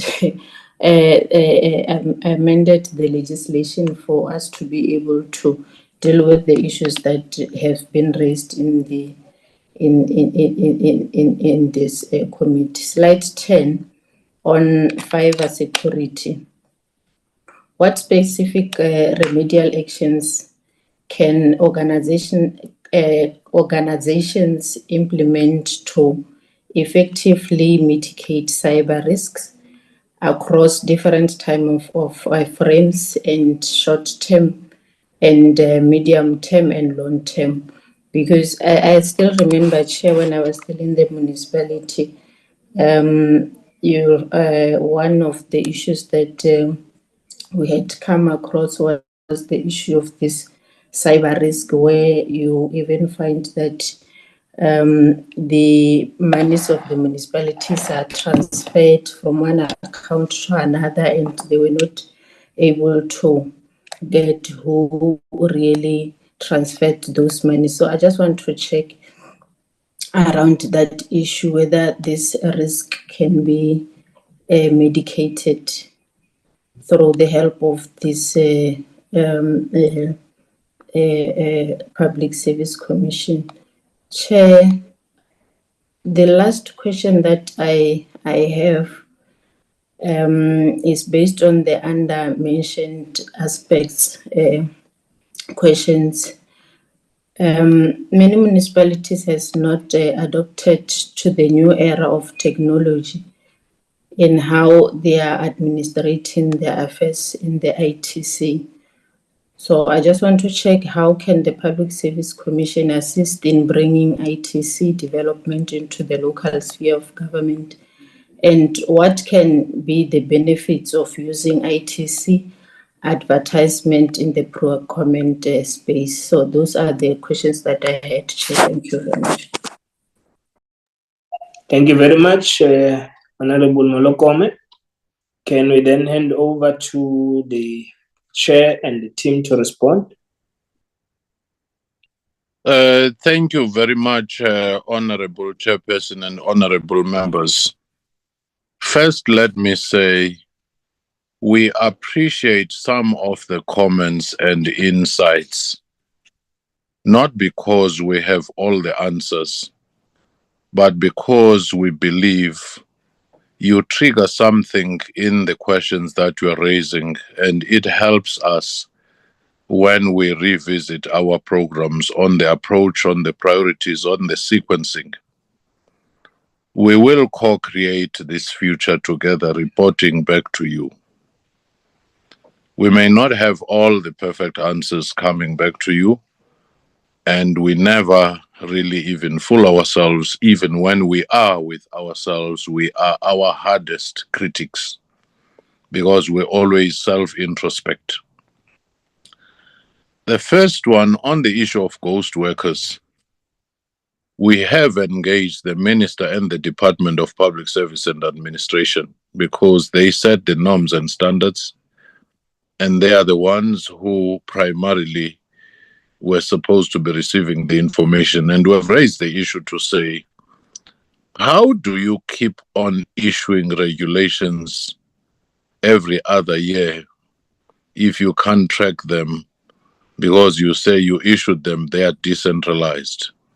So we're working with them now to get all the data. The ghost workers now, the process is being cleaned. The last of the briefings, we had close to 7,000 ghost workers being cleaned. There is a physical verification, even at the PSC, we're subjected to that, to make sure that the person who is being paid has shown up and has taken all the necessary verification processes before the processes continues. And that in itself, we're hoping that it is but one of many steps. It's just been the fragmentation of departments. You go to this department, no, we only do this. You go to that department, we only do that. We don't go to that department. That has caused all these programs. That's why we've been advocating, Honorable Badenos, to the issue of the integrated approach, where we have convened the different role players to that effect. And when we talk of the vacancy rate, it's one of the things that we raise with the departments as we meet with them. We do have the statistics. We can provide, that information. It may not be here at hand, but it could be this information that we extract and give it to you. What is quite clear is that it's not only the PSC how the Constitution has crafted this. It's the PSC raising these issues, but the executive authorities, the accounting officers, the parliament, if it is in the province, the legislatures, having to raise these issues once the reports are there, because sometimes we compile these reports, we share them with different role players. I'm very happy now that you are inviting us to this select committee, because people saw Public Service Commission and were often confined to our Public Service and Administration Portfolio Committee. Even when we were dealing with issues of forensic nature, even when we're dealing with issues pertaining local government, pertaining hospitals, now that our mandate is expanded, it will allow for us to spread our wings and also deal with some of those issues. We've raised this up to the Deputy President level, the head of government business, to say we have these vacancy rates. Do something about it, or let departments do something about it.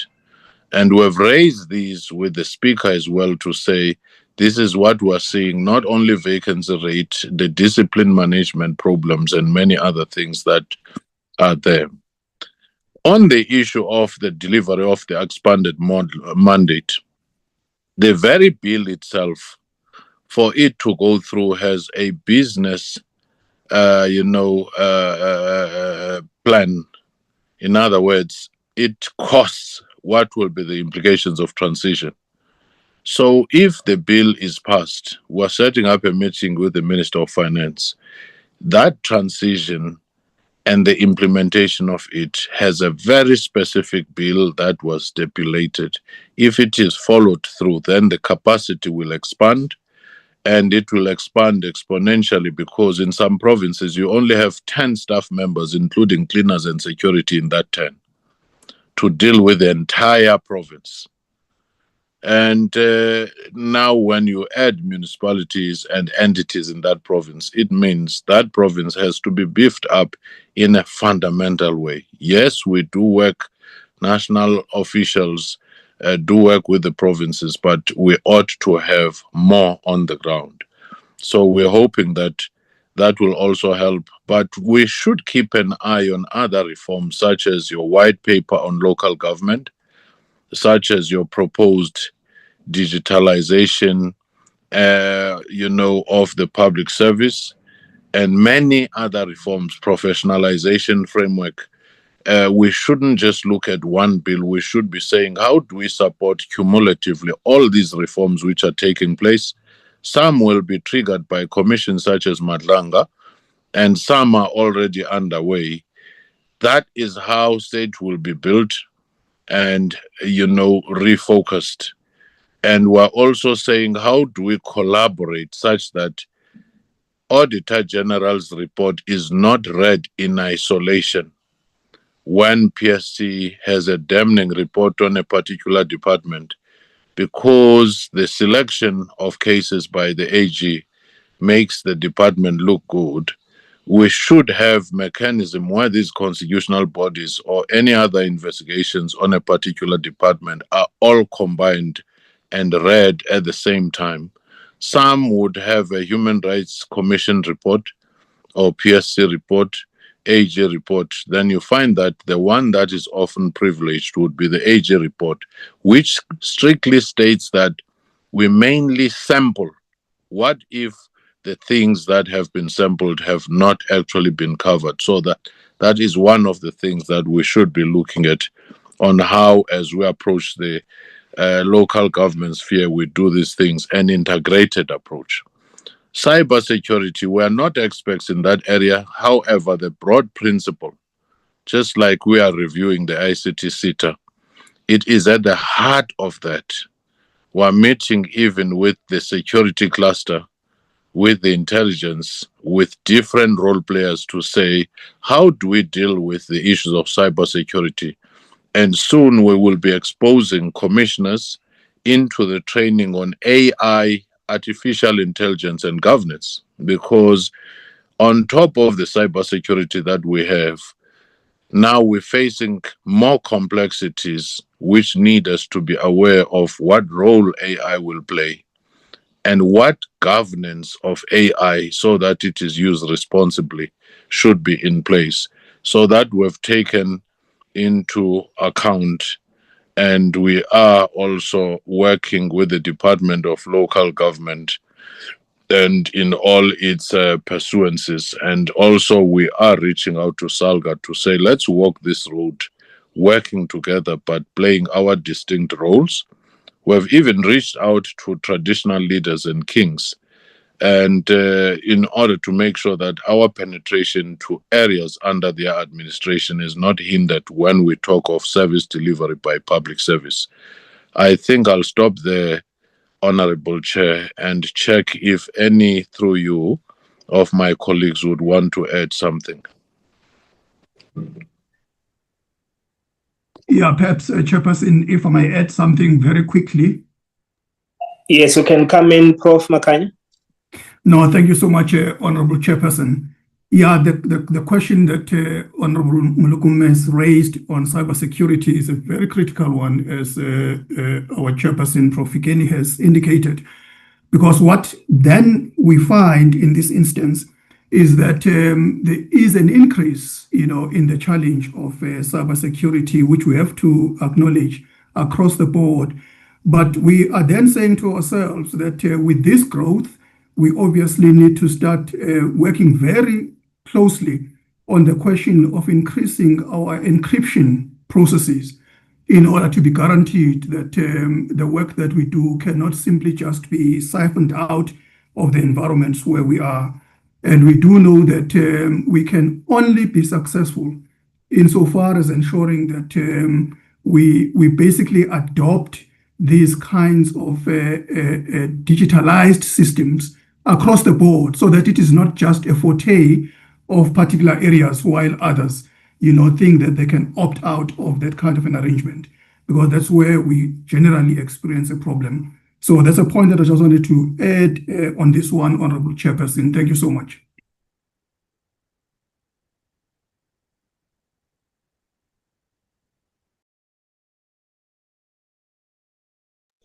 Thank you very much, Prof. The chairperson and the commissioners, acting DG, and all senior managers for this comprehensive, detailed report, which is really enlightening the work that the commission is doing. And you'll note, Prof, that we have bigger clusters at the NCOP. So part of our core responsibilities is also Public Service Commission beside the local government. We also deal with human settlement and water and sanitation in the very same committee which you are reporting to today. So we thank you for the good work. You are indeed an epitome of developmental state, because you work with limited resources as the commission, but the impact of work that you are doing is more than what we allocate to you as budget.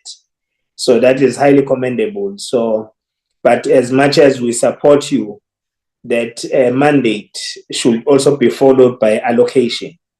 We can't expand the mandate of the commission, but in the same vein, we do not allocate adequate resources to ascertain that the work that the commission is doing is catered for in terms of finances.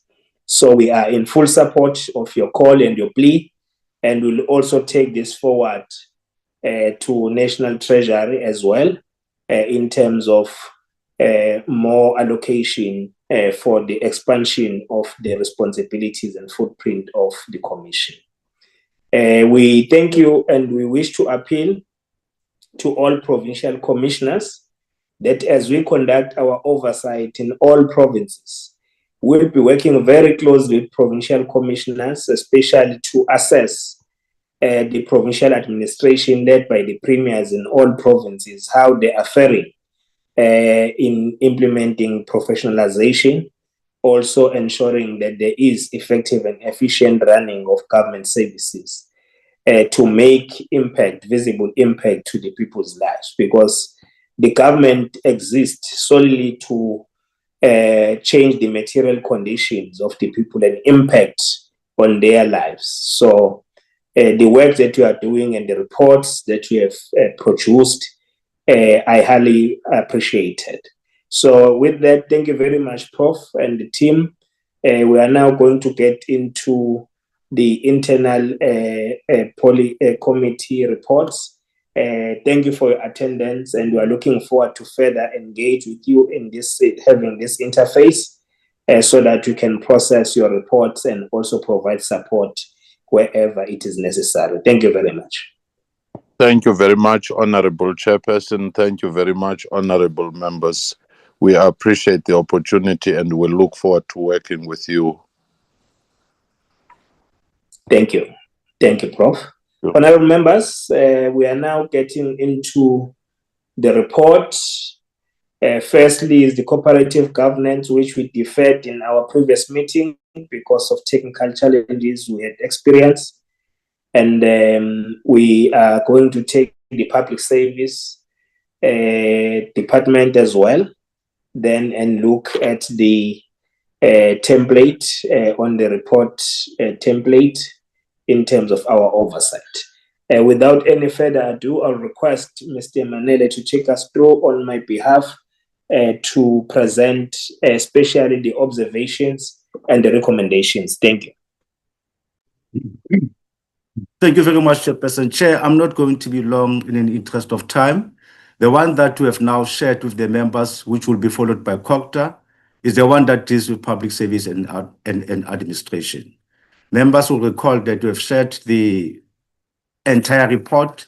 Here we have, in the interest of time, isolated observation and recommendation. The first one, Chair, I'm not going to read them one by one. I'll just provide a highlight. It's just an emphasis that the department has submitted their APP to AG on a particular date and table to Parliament on the 30th March 2026, and that the APP of the and the STREP plan of the department has 3 performance indicators, which deals with the issue of undertaking research on the state organizational capacity in relation to service delivery since 1994 to 2024. There's a commitment that they've made that they will be focusing on that. The second indicator relates to the monitoring and implementation of government-wide enterprise and architecture directive by national and provincial departments. And the third indicator relates to the issue of cybersecurity, the matter that has now been discussed and Public Service Commission has, in a way, reported to. The first one is just a note that the department has removed an indicator that deals with the monitoring and implementation of public service remuneration policy by a national and provincial department. And the reason provided was that for the remuneration policy will be finalized after the implementation of the personal expenditure review recommendation as approved by Cabinet in 2022. And the committee has also noted that the recommendations are being currently implemented by the Department of Health, Social Development, Correctional Services, Public Works, Infrastructure, Justice and Constitutional Development. Number 6, that here is a note of the executive commitment made by the department to monitor the implementation of the national framework towards the professionalization of public sector as guided by 2024 Volume 1 Directive submitted to Director General on 31st of March 2026. 7, the other executive commitment noted is that there will be monitoring 80% of the appointment of Public Service Director General and heads of department to ensure all processes meet the legislated qualification and experiences. In terms of service delivery, the committee noted the other executive undertaking to undertake collective bargaining process on the condition of services to ensure that the condition of services for public service employees create an enabling environment that supports productivity, which results in desirable standard of service delivery to the citizens. 9, the critical indicator noted is the departmental commitment to undertake research on the state's organizational capacity in relation to service delivery, as indicated. The last one, which deals with the backlog of disciplinary cases, the committee has noted the commitment under Program 3 to monitor utilization of central registry for verification of disciplinary processes against public servants by national and provincial departments in reducing their disciplinary cases backlog. Under this program, the committee has also noted the commitment to monitor compliance of national and provincial departments in conducting lifestyle audits, which includes reviews and investigation and application of consequence management for all public service designated groups. In terms of data governance and protection, the committee has also noted the commitment under Program 4 to develop public service cyber security awareness strategy and issue a directive on public service data architecture framework to the national and provincial department to prescribe how the data of the departments must be governed to protect it against unauthorized access by the third parties.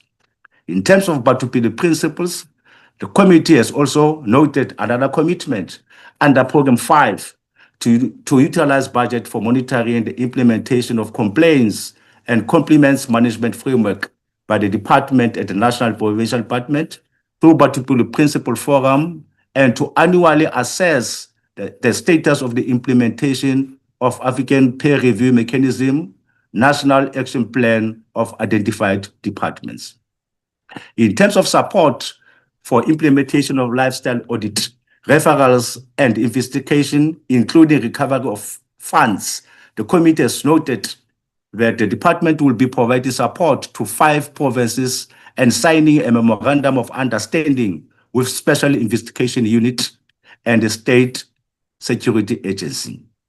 In terms of the progress on termination of contracts of contract workers in Free State provincial government, the committee has noted with concerns that Office of the Provincial Director General of Free State provincial government could not provide the Department of Public Service and Administration with the status report as requested by the Select Committee. The committee resolved that the Free State provincial government and Department of Public Service and Administration should table the progress report 7 days after the meeting scheduled on the 2nd of June 2026. In terms of monitoring mechanism for skills and transfers, the committee has also noted that the department has developed a skills development methodology framework, skills audit methodology, skills development training program to enable departments to reduce reliance on consultants and develop their own skills audit. The committee has also noted that Western Cape and KwaZulu-Natal provincial government are in the process of concluding their skills audits, while other provinces are at the developmental stage. Recommendations.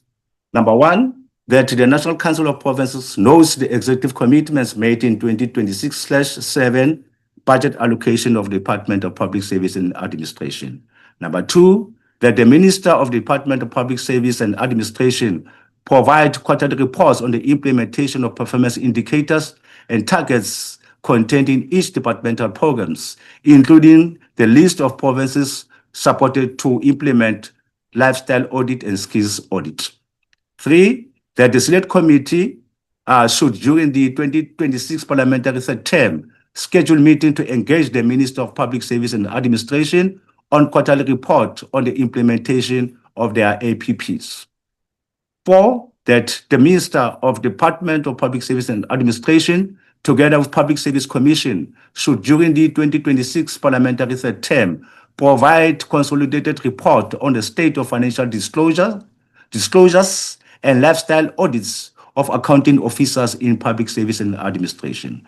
Five, that the Select Committee should, during the 2026 parliamentary third term, conduct oversight visits, 1 to KwaZulu-Natal, 2 Northern Cape, 3 Western Cape, and engage the Premiers and Provincial Public Service Commission on the state of public service with focus 1 on lifestyle audit, skills audit, compliance with financial disclosures, state of disciplinary cases, protection of whistleblowers, ICT governance, e-governance, and access to service and implementation of national framework towards the professionalization of public sector. Thank you very much, Chairperson. That's where our report ends, Chair. Thank you very much, Mr. Manel. Let's take comments from members.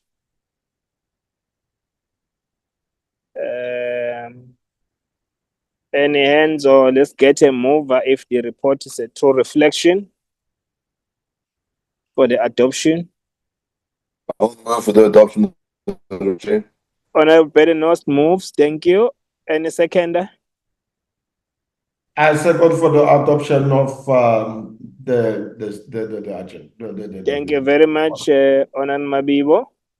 The report is now duly adopted. Mr. Manele, the second report. Uyayazi indaba sihlale sinyova injalo baba. Imake bakuzimande. Sehlukile sihlale sinyova nje right to wrong sinyova. Hayi adopt budget lakulungile kodwa.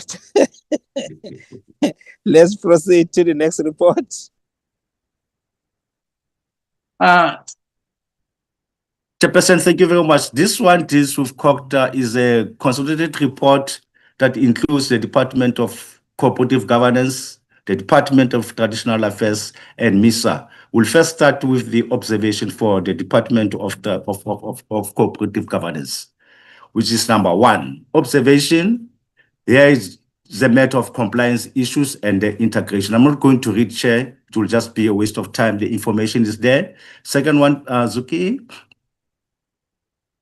And here, just again, a recognition that it has been aligned with the medium-term development plan, with the focus relating to driving an inclusive job creation, reducing poverty, and tackling high cost of living, and building a capable, ethical, and developmental state.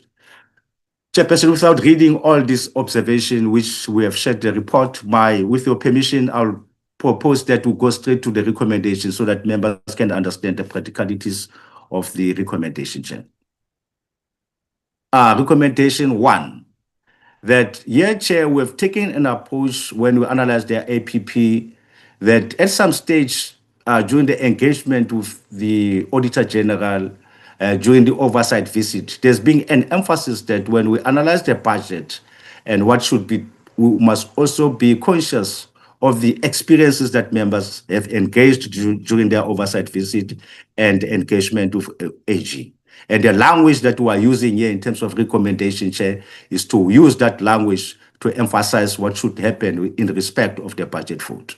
That the coordinating institutions, namely premiers, provincial department, and treasury, to develop and intensify mechanism to reduce over-reliance by municipalities on the use of consultants.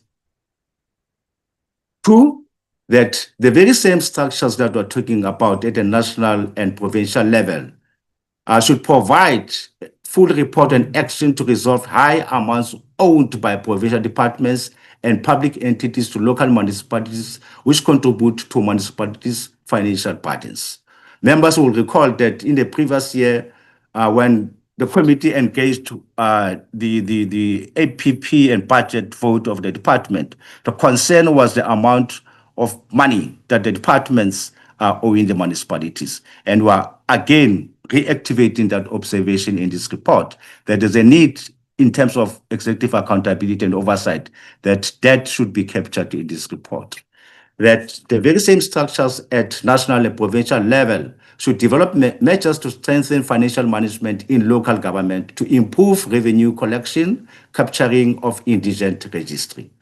Because we are aware that in terms of the programs of the department, there's a support that will be provided to municipalities. But our report is providing focus based on the experiences on oversight engagement of AG, that while the APP will be implemented, that issues that are faced by municipalities, that support should also be focusing on that. Five, that the minister of the department, in line with the provision of Section 154 of the Municipal Finance Management Act, to collaborate with MEC of Local Government, the South African Local Government Association, to provide post-audit support interventions in terms of Section 154 of the Constitution to municipalities to address issues raised by Auditor General in audit reports and on financial statement of municipalities. Members will recall that currently there's no portfolio of evidence in terms of the general. We cannot say municipalities have complied with the issues raised by Auditor General, and they have developed, post-action plan to deal with those issues. Now, the emphasis is when we provide support to municipalities, that support should be provided to municipalities in terms of Section 154 of the Constitution. Again, here is an emphasis with regard to the municipalities that underperformed. And here we are talking about one Eastern Cape. In terms of our oversight visit, we know that we have never conducted oversight visit to Eastern Cape. And here, there's recommendations there so that when we identify Eastern Cape, we know what we'll be focusing on. And we're also including Limpopo, Northern Cape. Northern Cape, we have never been there, but we're aware that there's a Section 139 1B, and very soon we'll be sharing per decision of management of the committee, the oversight visit report to Northern Cape. Here, it is the emphasis to reduce over-reliance on consultants. Members know that during their engagement, municipalities will be engaging consultants to prepare financial statements, but at the same time, there's a lack of skills and knowledge transfer in the municipalities. Here is just an emphasis to capture that. Number 9, that the department together with the National Treasury, should collaborate with the Provincial Department of Cooperative and SALGA to ensure functionality and effectiveness of Municipal Public Accounts Committee and financial mismanagement disciplinary report through capacity building initiative to ensure consequence management, accountability, and understanding of legislations and due diligence in processing unauthorized, irregular, fruitless, and wasteful expenditure. Members will recall that in our oversight visit, we have experienced where we've noted the recurrence of fruitless, wasteful expenditure incurred by municipalities. 10, that the role players within the accountability ecosystem to ensure that the institutionalization and implementation of the district development model to improve planning, budgeting, coordination, accountability, and monitoring in municipality on matters related to service delivery. We're aware that currently we know that last year we also wanted to conduct oversight visits to where the district development model has been, implemented. eThekwini is one of them, but there is an emphasis so that when you go to these provinces, we'll also be looking practically on the best or on the experiences or outcomes of the implementation of the district development model. 12, that the department should provide the select committee and with the district development model, with the reports of all the pilot project implementation on a district development model. Report on presidential working group in eThekwini and Johannesburg municipalities and the depths by government departments and public entities to municipalities. Members will recall that this was a recommendation that we had last year, but we don't have a portfolio of evidence with regard to this. We have again, taken that recommendation and put an emphasis in our report here so that when we develop an oversight visit, we'll be focusing on those municipalities. 13, that the department should provide a list of municipalities that will be assisted to implement the national fire safety, prevention strategy, municipalities in priority disaster areas that will be supported to implement a disaster management strategy to prevent, prepare for, and mitigate disaster risk in terms of disaster management and post-disaster recovery plan. We are happy to say we have made a progress, Chair, most especially with regard to our oversight visit to Limpopo and Mpumalanga. And again, after the budget vote of COCTA, we called COCTA and COCTA made a presentation in respect of that. What is outstanding is to engage the Department of Water and Sanitation, the Department of Human Settlement to deal with their post-flood support provided to affected local municipalities and district municipalities. The last one, which is important for us, Chair, is to say our committee will be aligning our programs to ensure that the APP of this department for monitoring and oversight point of view were able to oversee the indicators that they have committed per their programs. The last one, which is important, Chair, this one is just isolate the basket of information that we should be putting together when we conduct oversight visits. That our committee should conduct proactive oversight visits to selected local, metro, and district municipalities to assess the implementation of the district development model, integrated urban development framework, SPLUMA, national fire safety, prevention strategy, integrated local government, capacity building framework, small town regeneration strategy, recommendation emanating for forensic investigations conducted in terms of Section 106 of the Local Government Municipal System Act, including the audit outcomes conducted by the Auditor General. Chair, that is where we end with regard to the traditional Department of Cooperative Governance. The second one deals with the Department of Traditional Affairs. And Chair, in the interest of time, the report was shared with members. Of importance is for us to go to recommendations so that members can see the practicalities or add on the recommendations. So can you go to recommendations, please? Recommendations. 1, that the Department of Traditional Affairs should provide provincial breakdown of the dispute claims of traditional leaders, including nature, challenges, and progress. That the department should provide technical support to traditional and coastal leaders to facilitate effective and efficient participation in the municipal councils, implementation of SPUMA, integrated development planning, and district development modeling. Members will recall that in terms of the requirement, there's no consistency in terms of the participation of traditional leaders in municipal council. And this recommendation is of importance to say the law requires that traditional leaders must be recognized in the governance of municipalities. And this recommendation from executive accountability and oversight is going to be giving us a direction. When we go to municipalities, we make an assessment as to whether is there any active participation of traditional leaders in the municipal governance. Number 4, the department should fast-track the process of tabling to Parliament legislative amendments to the Customary Initiation Act. We're aware that in terms of their APP, there's been a consultation with regard to traditional leaders around the amendment of customary initiation. And there's a commitment in their APP that they will be tabling that bill. And of importance, looking at the developments surrounding the customary initiation in the country, the committee is recommending that that process of legislative amendment must be fast-tracked.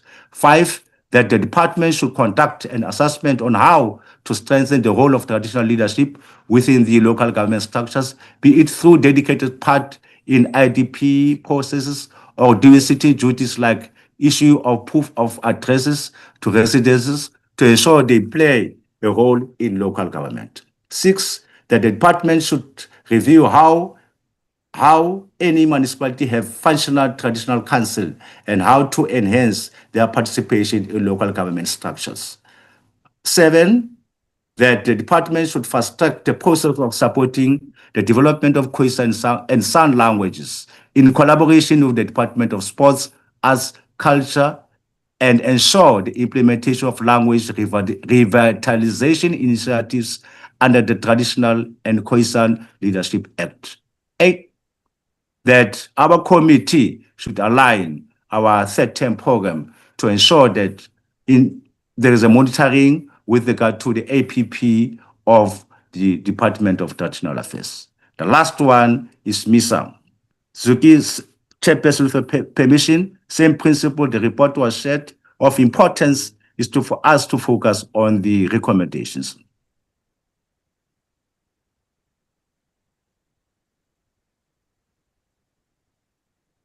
Thank you, Zuki.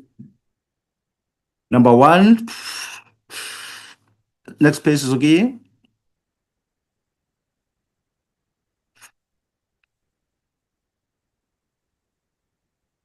That MISA should provide committee of provincial breakdown per municipality on technical support to be provided to implement disaster and climate change adaptation measures, infrastructure investment for catalytic projects, water conservation and water demand management, spatial planning and land use management spatial plans, increase household access to basic services, and comply with government infrastructure supply chain management policies, procedures, and targets. One of the programs of MISA is to provide that kind of a support. But unfortunately, if we look at their presentation, they don't provide exact information of the municipalities that will be provided with that support. Our understanding is members of our committees come from the various provinces, and for their own individual oversight / committee oversight, that information will be needed so that when members do individual oversight, they will know that, an example, Honorable the Chief Whip in Northern Cape will be able to know in Northern Cape which municipalities has been prioritized by MISA with regard to that. Similarly, the chairperson from KZN will be able to say, in terms of MISA commitment, these are municipalities that be provided by support by MISA, hence that kind of a recommendation. 2, that the Chief Financial Officer of MISA should table to the National Council of Provinces a national report on the state of municipal infrastructure and technical support provided to municipalities in terms of Section 154 of the Constitution. We are aware that MISA has conducted a study, but that report that provides a state of infrastructure nationally, as a committee, we don't have that. Hence, this kind of a recommendation that our committee should, as part of conducting monitoring and doing oversight, similarly to align our quarterly programs when we submit for approval, so that we ensure that when we schedule briefings with MISA, we are able to provide exact date and say on this particular date, we'll be calling MISA to provide a report, a quarterly report in respect of that.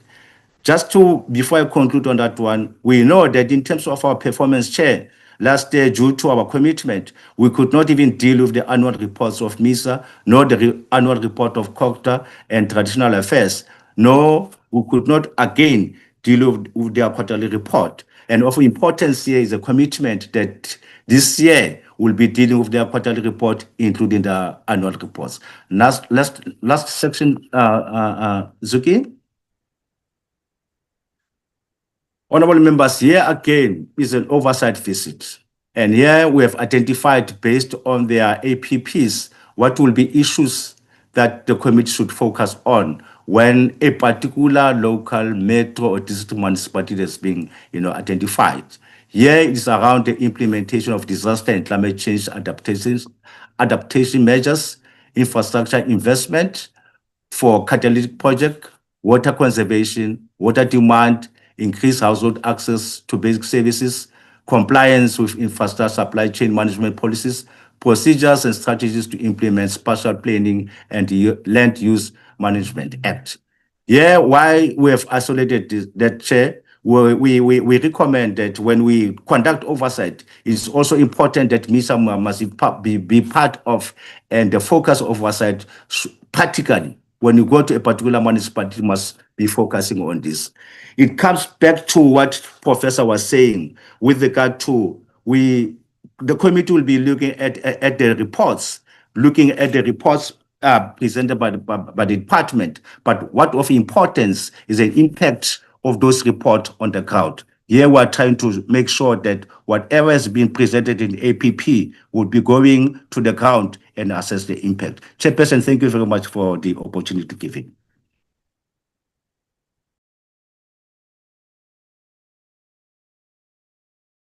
Thank you very much, Mr. Manele, for the report. Honourable members, it's now your turn to engage the report, amend it if any need, and adopt it eventually. Can I get an indication?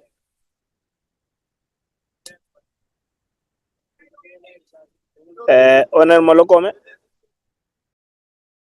Thank you, Chair. I know that there are sounds behind. I just want to appreciate the report and also move for the adoption of the report.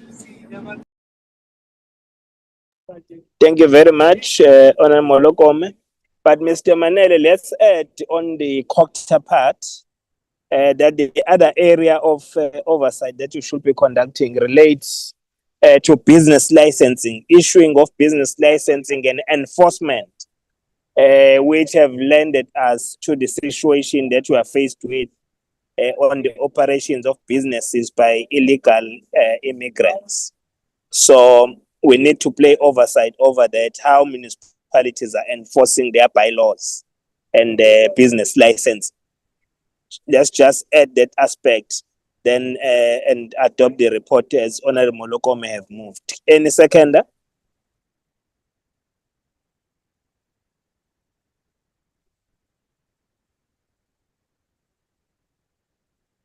Yes, Honourable Mabibo? Yes, no, I second the report. Thank you. Thank you very much. The report has been duly adopted with that small amendment. Nzimande, as you know. And we write down that Honorable Nzimande is not in support of the report. Honorable Nzimande, we are not adopting the budget here. It's our report of the work that we are doing. But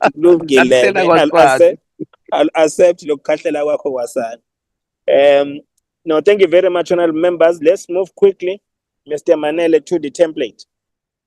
Thank you very much, Chairperson. Chair, we have shared the template with members, and the template has isolated all the oversight visits that the committee has conducted since 2024 up until present.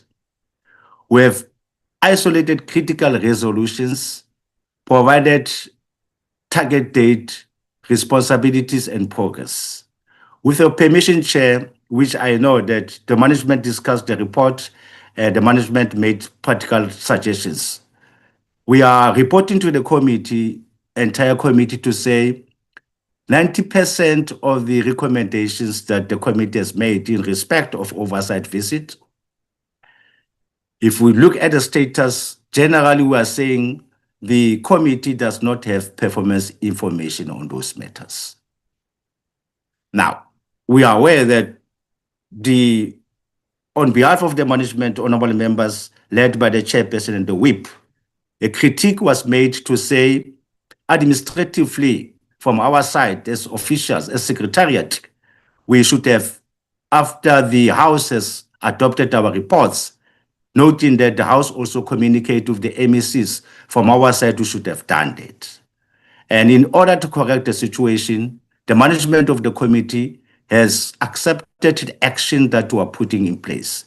Generally, we are saying the 2026 parliamentary third term should programmatically program actions of engagement with the MECs to provide reports in respect of the status of Section 139 in municipalities. 2, in respect of Section 154. 3, in respect of what was required from the mayor, the administrators, the municipal managers. And the management of the committee resolved that when we scheduled our parliamentary third term, before we start our meeting at 10 o'clock, we should make sure that with the approval of the House Chair and collaboration of the members, we start our meeting at 8 o'clock. We call one MEC to account in respect of our recommendation. And the management of the committee is of the opinion that once we adopt that approach, we'll be able to cover all the MECs that were supposed to table a progress report to us.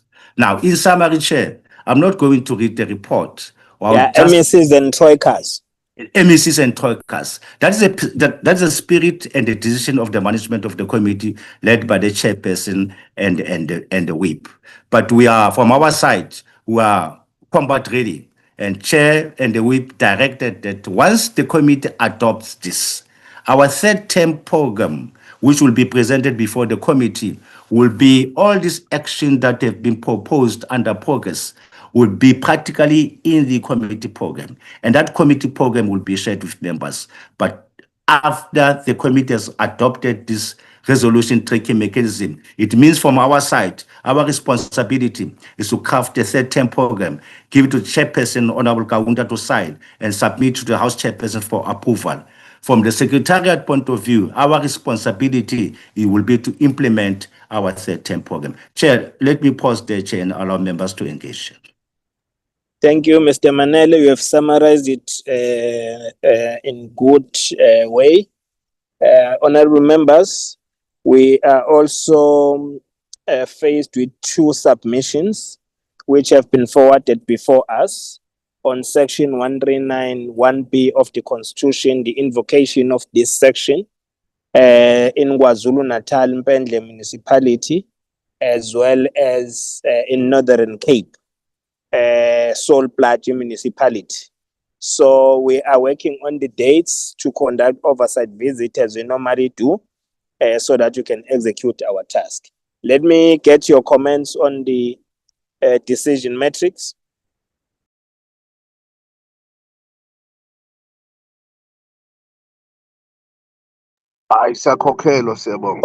Honorable Bedenost, I see your hand. Chair, thank you very much. Happy with the matrix. I think it's a good start to keep accountability on the decisions that we get informed with when we go and do oversight. So I'm happy with that. I'm just worried about the suggested timings for report backs from MECs. We have a really tight schedule during the weeks. Most of us on a Tuesday, for example, will start with chair of chairs meetings before we do our normal committee meetings, and on a Wednesday we have whips meetings, then we have programming meetings as well, and that's without the other party commitments that we have in the mornings, for example, caucus meetings or whatever the case might be. So I just think we need to look at the timing of those meetings. It's proposed for 8 o'clock in the mornings. That might not work for all of us. Thanks. Thank you, Honorable Bedenost. We'll also be checking, especially when COCTA is meeting on Tuesday and the chair's meeting is not sitting. we can utilize that, but we are also appealing to you to use evenings where possible, just 2 hours in the evenings, where we'll be checking the program of our council. Members, can we get a mover and a seconder?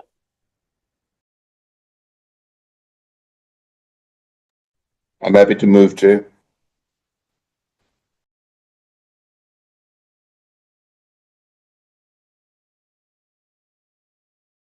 Thank you, Honorable Bedenos. Move. Any seconder? Honorable Mabebo? Okay.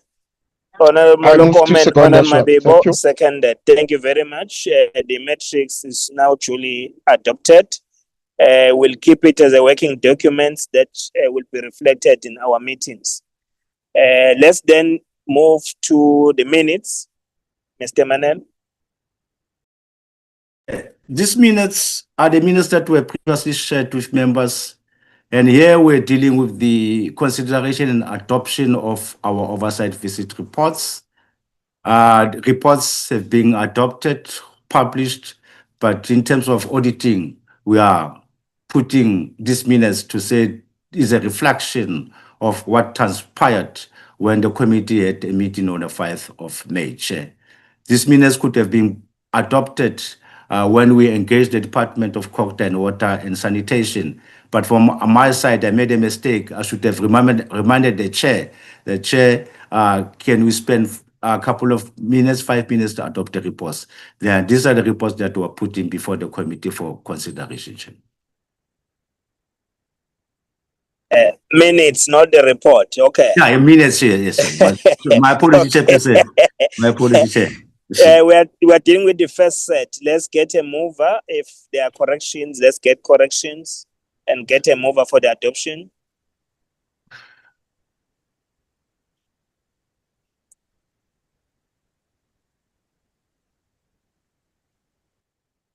Those who are present. Yes, who's moving? Honorable Nzimande. I move, Chair. Okay, thank you very much. Any seconder? Honorable Mabibo. I second for the adoption of the minutes. Thank you. Thank you very much. The first set is duly adopted. Mr. Manele, the second set? Chair, the second set, Chair, deals with is the minute, the one of the 19th of May. If you go down, Zuki,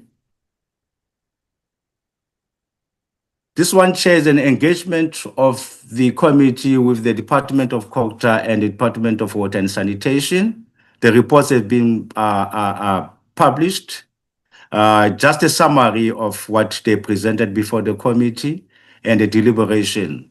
And we are saying for detailed information on outputs, output indicators, annual targets, refer to the presentation on dated 26/7 that deals with the annual report, and our consolidated report dated.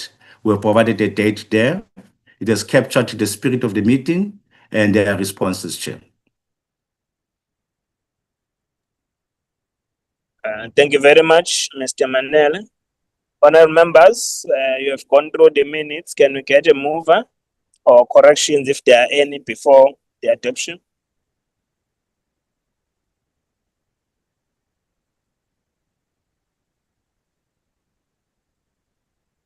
Those who are present in the meeting.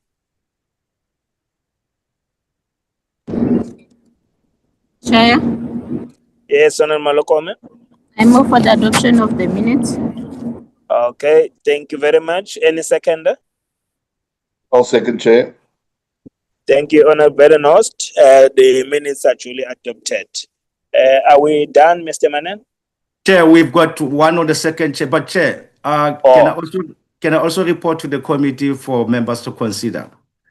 We had a nice engagement with the Department of Culture on the post-flood support provided to affected municipalities. I've been advised that in line with our oversight visit that we conducted in Limpopo and Mpumalanga, that should not belong to the minutes. There should be a report Now, the Secretariat is at the stage of preparing a report to be placed before members for consideration and adoption. Reason being, that report will have observation and practical recommendations. We are aware that there is a lot of commitment that has been made by the department with regard to the youth employment to be part of the Provincial Disaster Management Center. Mr. Manel. Chair? Yeah, let's separate the report and the minutes. We are dealing with minutes now. Okay, because noted, minutes are just the record of meetings. So noted. The report will come after. Okay. Noted, Chair. Chair, the minutes that we have before you is the minute of the second. Zuki, are you there? Is the minutes of the second, Chair, of June. And if you go under the agenda items, the summary of it, here we're dealing with the briefing by the Department of Public Service and Administration. And here again, Chair, we have provided a summary of issues that have been discussed that will include issues of lifestyle audit, modernization of the delivery of governance services to the citizens, just a summary. Then we've gone down to and we're also indicating that for detailed information that can refer to the presentation and our committee report that we have adopted. I think if I'm not mistaken, Chair, it was the one that we have adopted today. Yeah, we are also making a reflection on the responses provided in terms of the questions that members they have posed. And lastly, we are dealing with the resolution.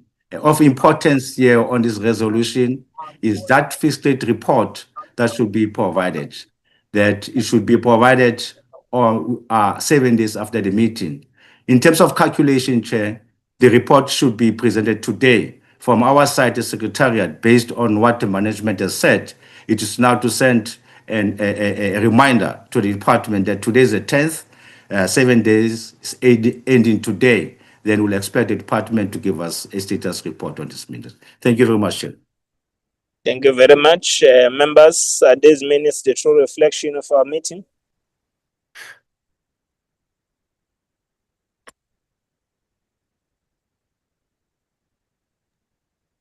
Those who are present, I can call you by names.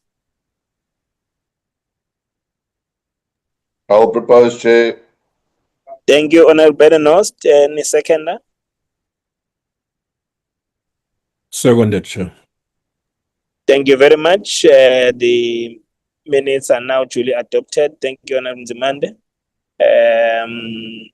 That was the last set, but you still owe us those minutes, Mr. Manele, of Noted, the engagement on the flats. Noted, In the Chair. next meeting, let's deal with those minutes. Honorable Noted. members, we have received an invite from the Minister of Water and Sanitation on the 17th.